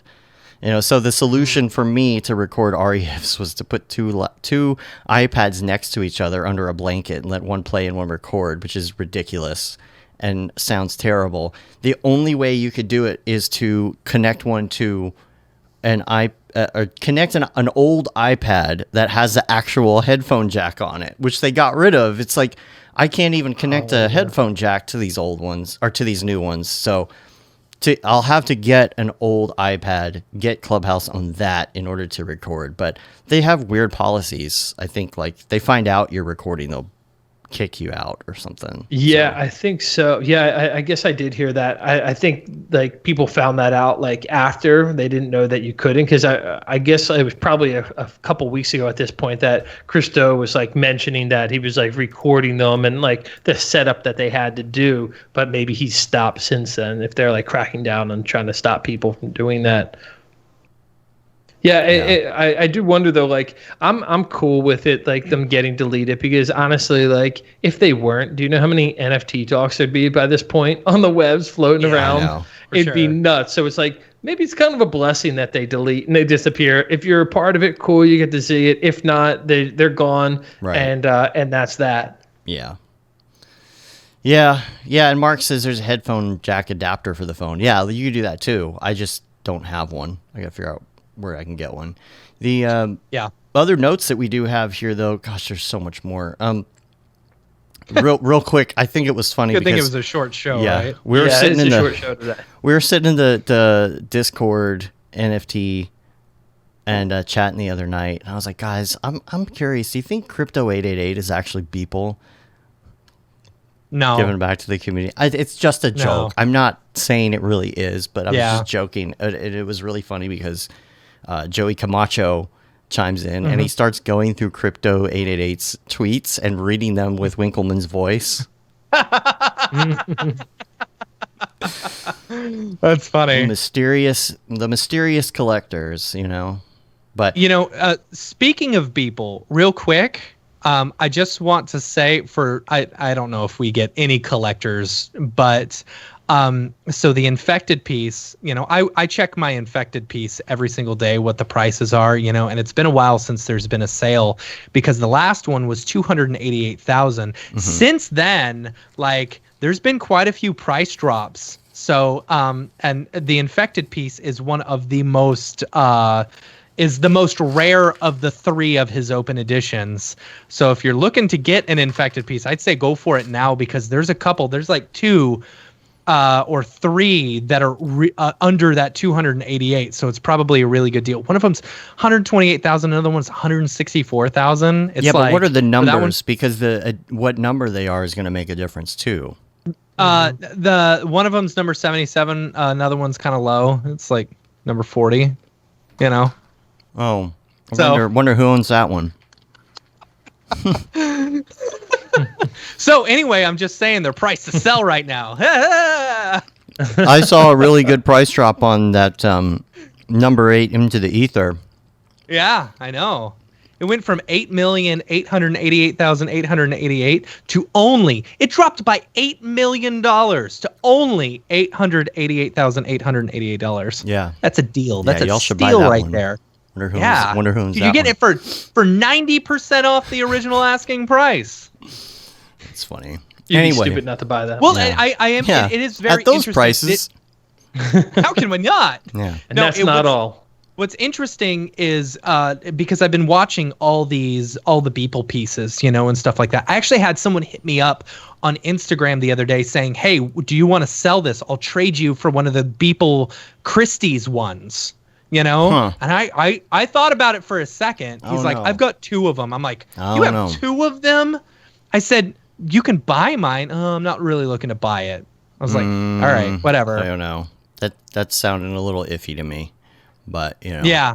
So anyway, but I mean, I've been watching them, and there's only been a few sales here and there. I'm curious how I'm curious. I tried to go away from the mic, James. I was gonna. If my stomach is fully empty, I will get super nauseous. I had to. Yeah. I had to do that. Sorry, dude. If you puke or pass out on this episode, it only makes the episode better. That's true. We could sell it as an NFT.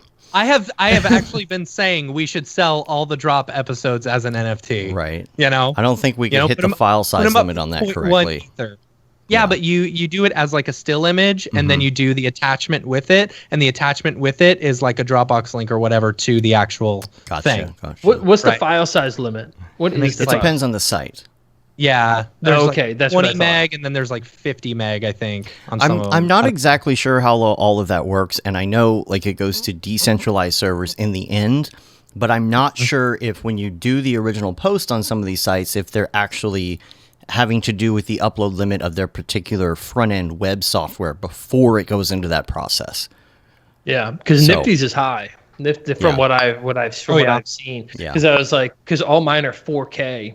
And I was and I'm like, damn it, I'm gonna have to reduce the hell out of these, and it was nope, they're all good. I was like, whoa, all right, we're good to go then.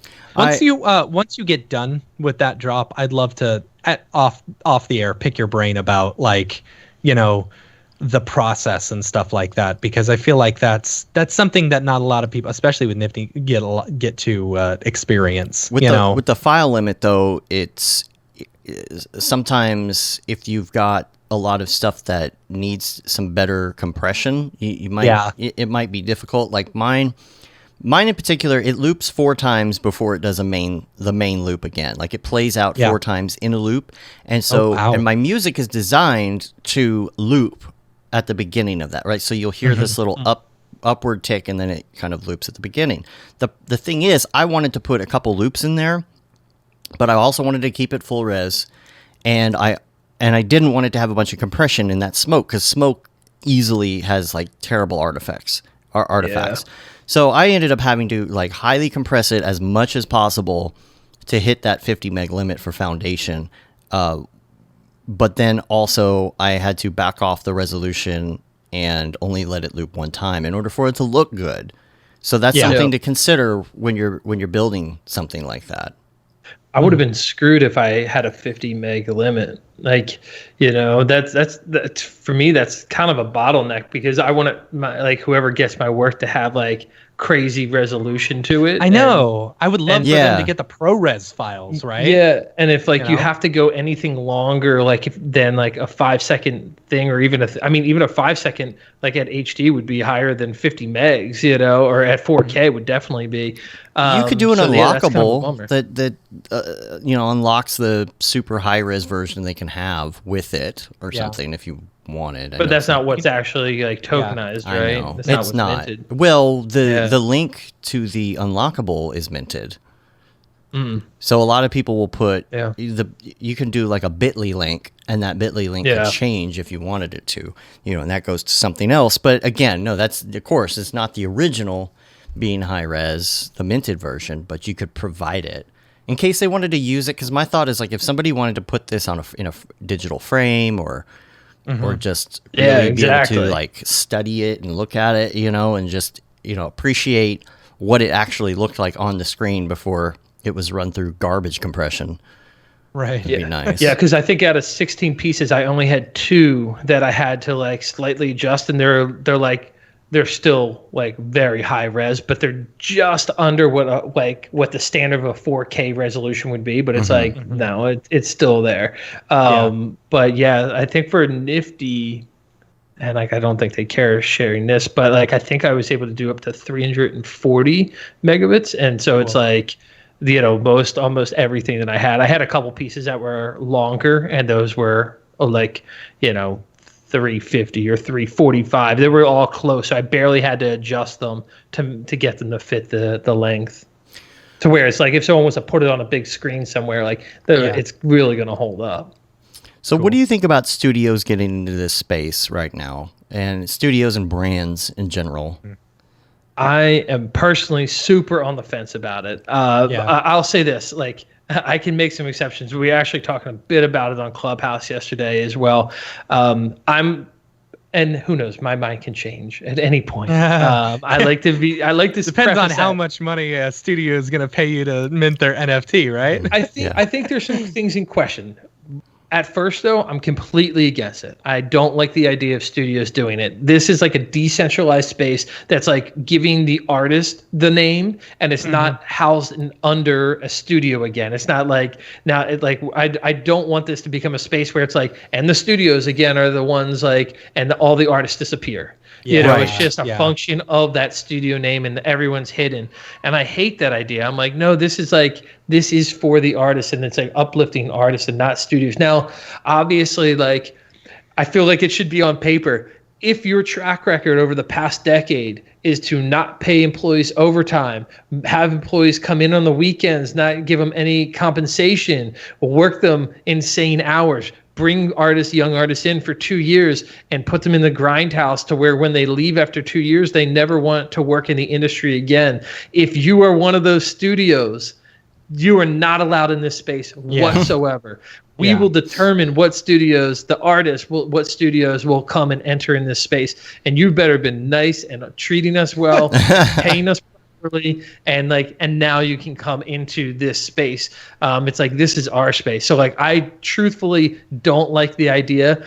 And it's so funny. I was like, I love Barton, right? You guys know I love Barton. Barton knows I love Barton. We're good friends. I'm like, as I know it right now, he's the only studio that I would make the exception for. Yeah. Because I know his interest is in the best of all of his employees. Right. And they're all going to get a percentage cut, right? And he treats them well. He pays them for overtime, right? Like he's trying to get cool projects in for them. And sometimes there's lull in that when you're trying to just have your employees do dope work all the time. Like there can be moments where you don't have work, and so I feel like I could make the exception for a company like Already Been Chewed because of those couple little things. It's like, okay, they're all going to get a cut, this, that, and the other. And not only that, he made a really good point, which was that a lot of artists have a lot of talent, but they can't get into the space. And this could be a way to get them paid for an NFT and part of it. Where if it wasn't through this, they would just have nothing. But I'm like, I just hate the idea, and I'm not going to just start bashing companies that I feel like don't treat artists well. But I'm like, I hate the idea of them getting in here, and it's like you don't know if they're paying, how much they're paying, and maybe if the artists speak out against it, they get fired. Right. Who knows what's happening? Yeah, or even a company like getting some of its employees like, oh, I've got this idea. Let's go ahead and execute on this. And then they go and sell it as an NFT and don't compensate any of the artists. It's like, why not? They're paying them a salary. It's their job to make something if they work there. If that's what they tell them they make, I mean, they can quit or they can make it, you know? And with Barton, it's kind of that feeling like, of course, you know that everybody works very well together. Mm-hmm. And they collaborate really well together. You can see that in the work that they're putting out, obviously, just amazing things. And the thing about working for clients is they're not able to all collaborate in that same way on something that's really fully their idea. There's always going to be that client involvement where, no, it has to be this because this is what we're advertising. But if you could take an out of the blue idea that has nothing to do with client or client's needs or what they're trying to sell, like selling a product, and take that idea, it'd be interesting to see how they collaborate with each other on a project like that. And just knowing Barton's attitude toward his employees, you know that it's being done right. Mm-hmm. Yeah, totally. Yeah, totally. Yeah, and what about the brands though? Yeah, like James Nike said in the chat, Taco Bell dropping their NFTs. Taco Bell, yeah. I mean, I will not be surprised if KFC does a drop here in the next But here's the thing: weeks. KFC will do it right. They'll go to Smearballs and then you're good. But I'm talking about like. Somebody gave an example. I think it was in your call last night. Somebody did a drop for some product. Oh, I think it was one of those zero carb alcohol drinks. Like I don't know. Oh yeah, it was White Claw. Was it White Claw? Where the Nifty was just someone's just holding a White Claw. Like that's not cool. Like, that's just an advertisement. It's whack. Yeah, art is art. I hope people, yes, the Campbell soup can. I hope people see past that though. You know, like it's not pop art or whatever. It's just like it's a cash grab that these companies are like, you know, how else can we make money and jump into this space?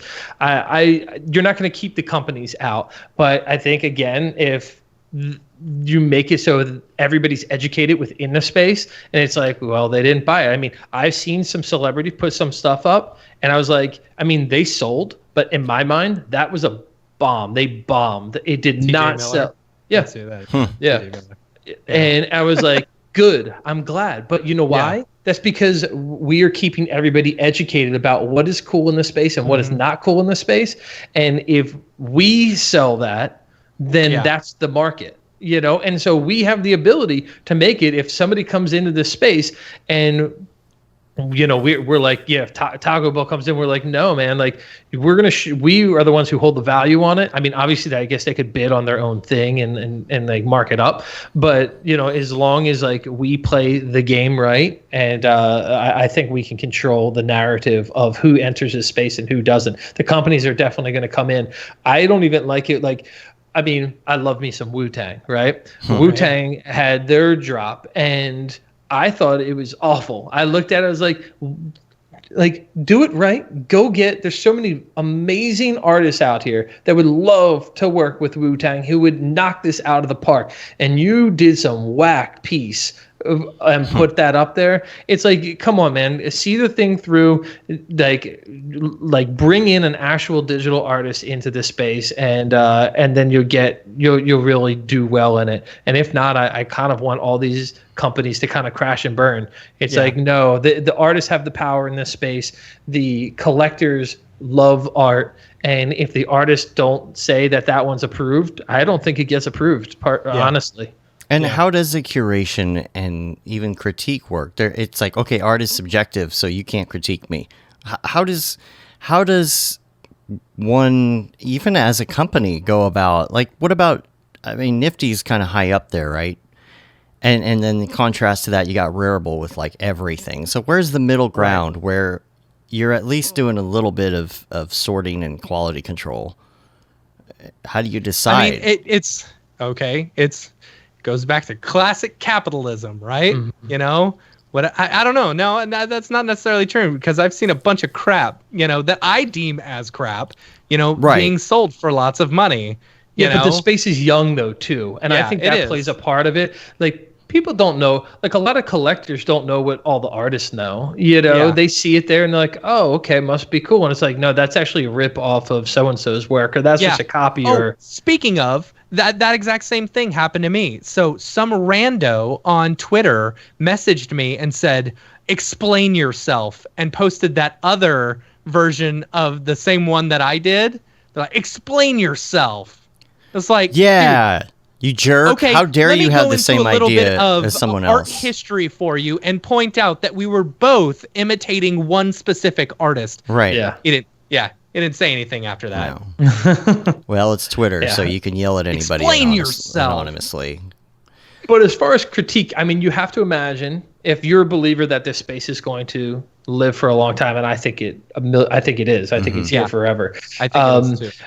Just like the traditional art gallery scene, you know, there's going to be someone who's going to start publishing work and critiquing and being that art critic that goes and says what they believe that has value, what they believe doesn't, and you know, that could weigh in on a lot as well. I mean, whether you like that or not, I mean, most people hate that about the traditional art gallery world, the art critics and stuff like that, food critics. Everyone seems to hate critics for the most part, but they do have a pool of some sort. You know, it's like the Rotten Tomatoes thing. You know, how many people watch a movie and then like look at what the Rotten Tomato is before it's like, and now we're determining and dictating whether the movie's good just based on that.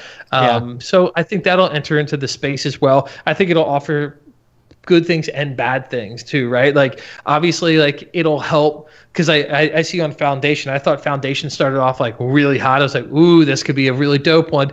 And to me, it's just like plateaued or flatlined or just declined. No searchability. There's no searchability. And I was like, I see amazing art. I see artists that I really respect and hold very high up. And I'm like, no bids at all. Nothing. Yeah.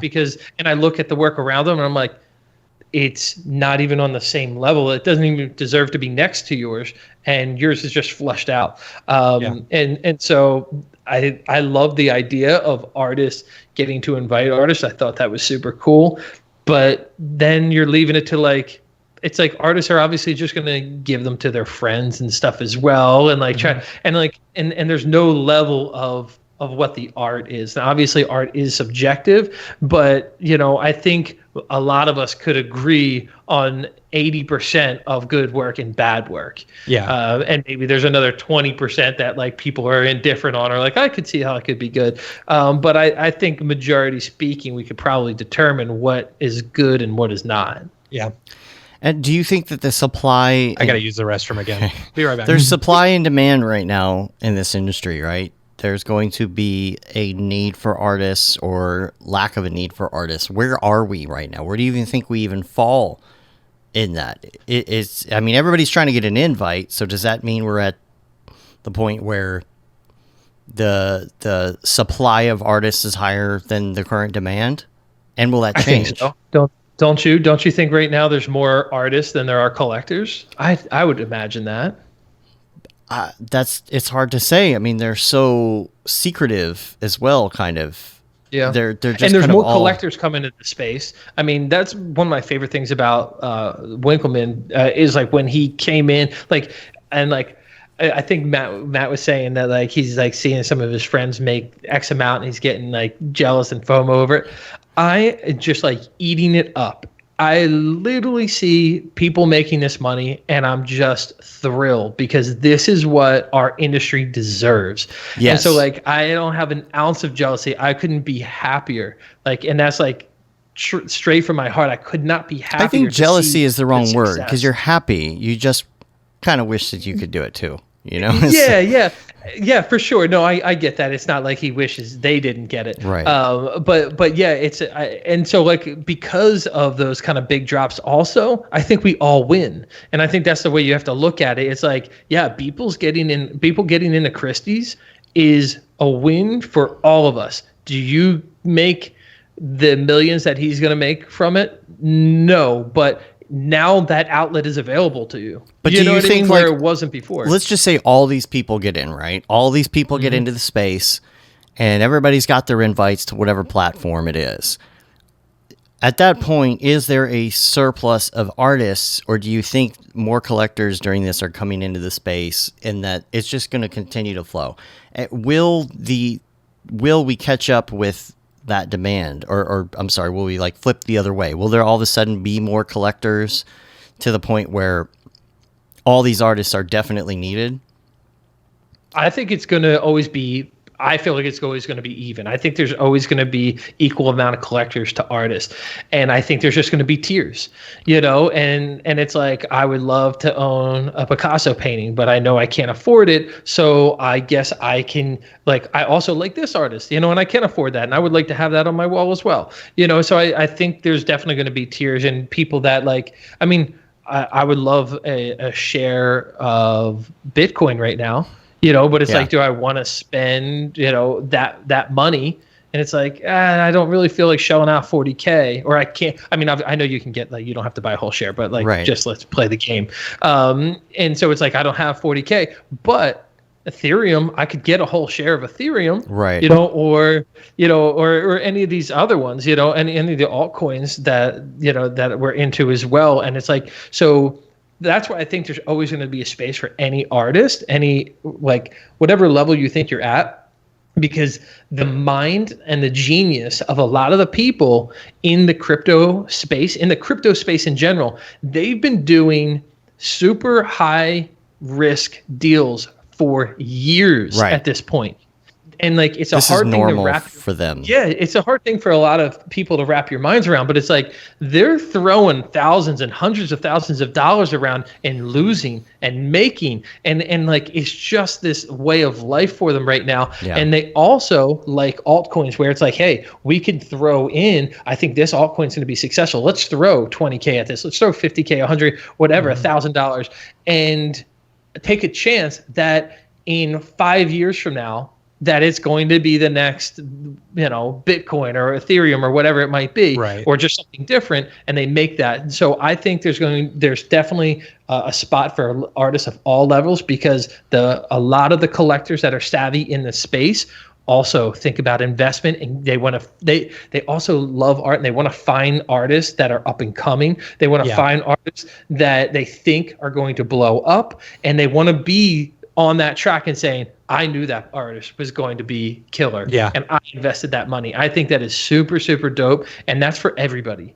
That's for absolutely everybody. Mm-hmm. Mm-hmm. And what about music moving into this industry too? Is it going to be as big with music? Is it going to be more collaborations? Where is that headed? I think it's got to be collaborations. Obviously, I want it to be collaborations. I disagree, but go ahead. Yeah, I think it's going to be collaborations, but it could be because I want it to be collaborations too. Right. Yeah. Because you know, right now it's like the visual has to come with the music, like, and I think there's like ways around it. I mean, even like the Kings of Leon thing, right? They have like the full album, then they have another tier package that comes with front row tickets to all of their concerts for life. That's funny.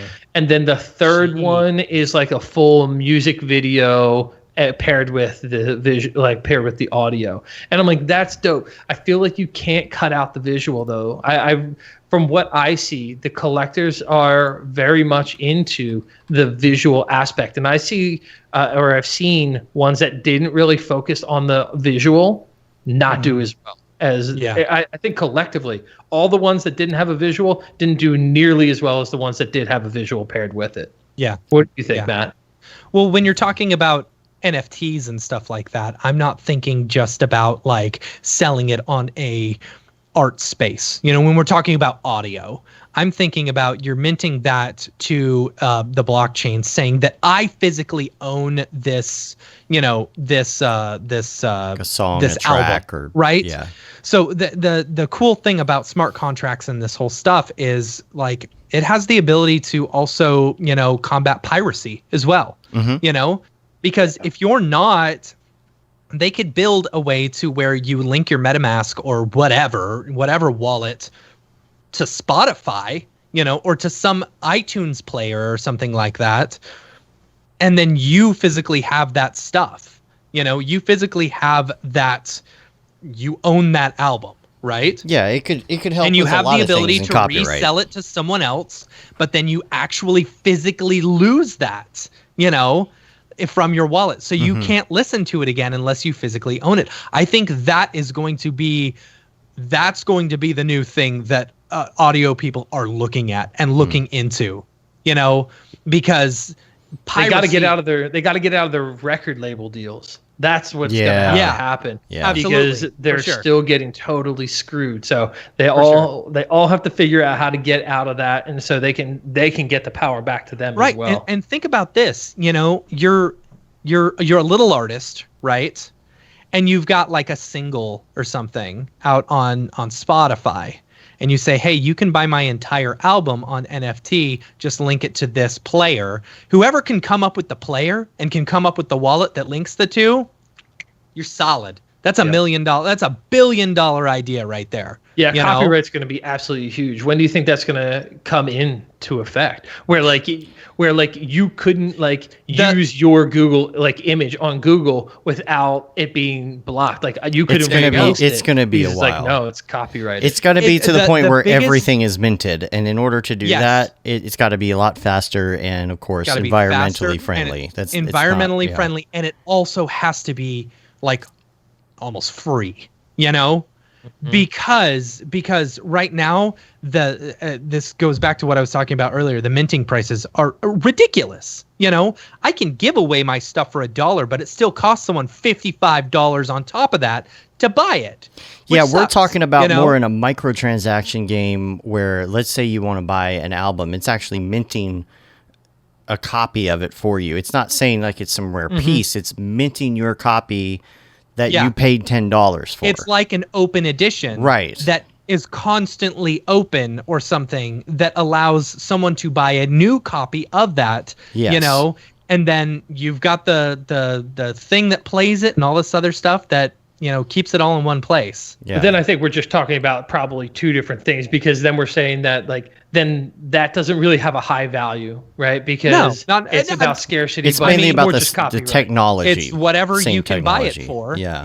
That basically becomes the price. If it's $20 for an album on there, and in the secondary marketplace, the CD warehouse, if it will be, of NFT audio, if someone's selling it for $5, there you go.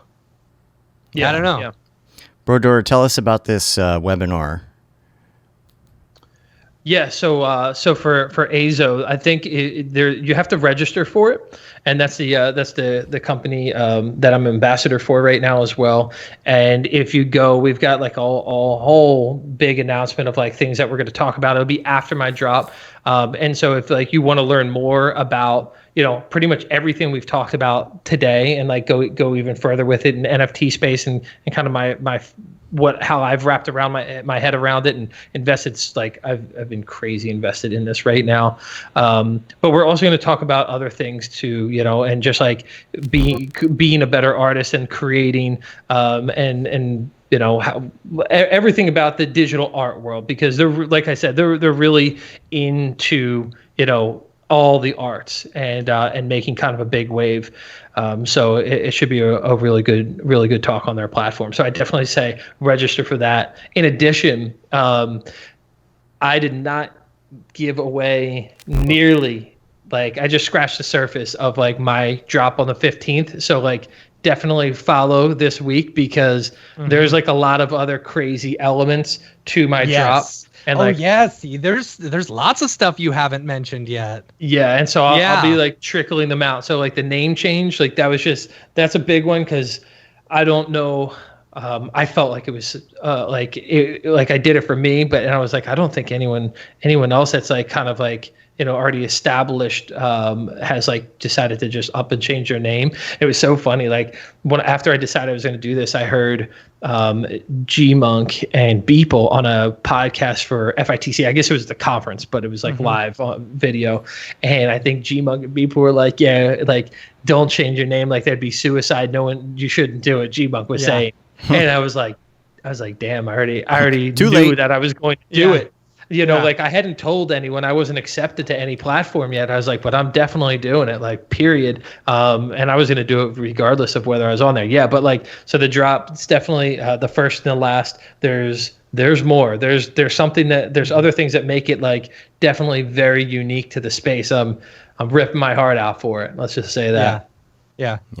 That's good. It's exciting. Yep. Well, we've gone 3 hours and 10 minutes at this point. Yeah. So congrats to everyone who's still with us. I know. Well, yeah. Yeah. If you're still with us, why? Oh. If people are we done? Are we done with the drop? Is that it? I think we're done with the drop. Anything else to cover? Someone go buy my Beeple infected number 40. Oh yeah. I'll love you forever. All right. Well, thanks for watching the drop, everybody. Yeah. Every week here on the Mograph podcast. The drop. Is this the fucking mic? This is exactly what I should be doing.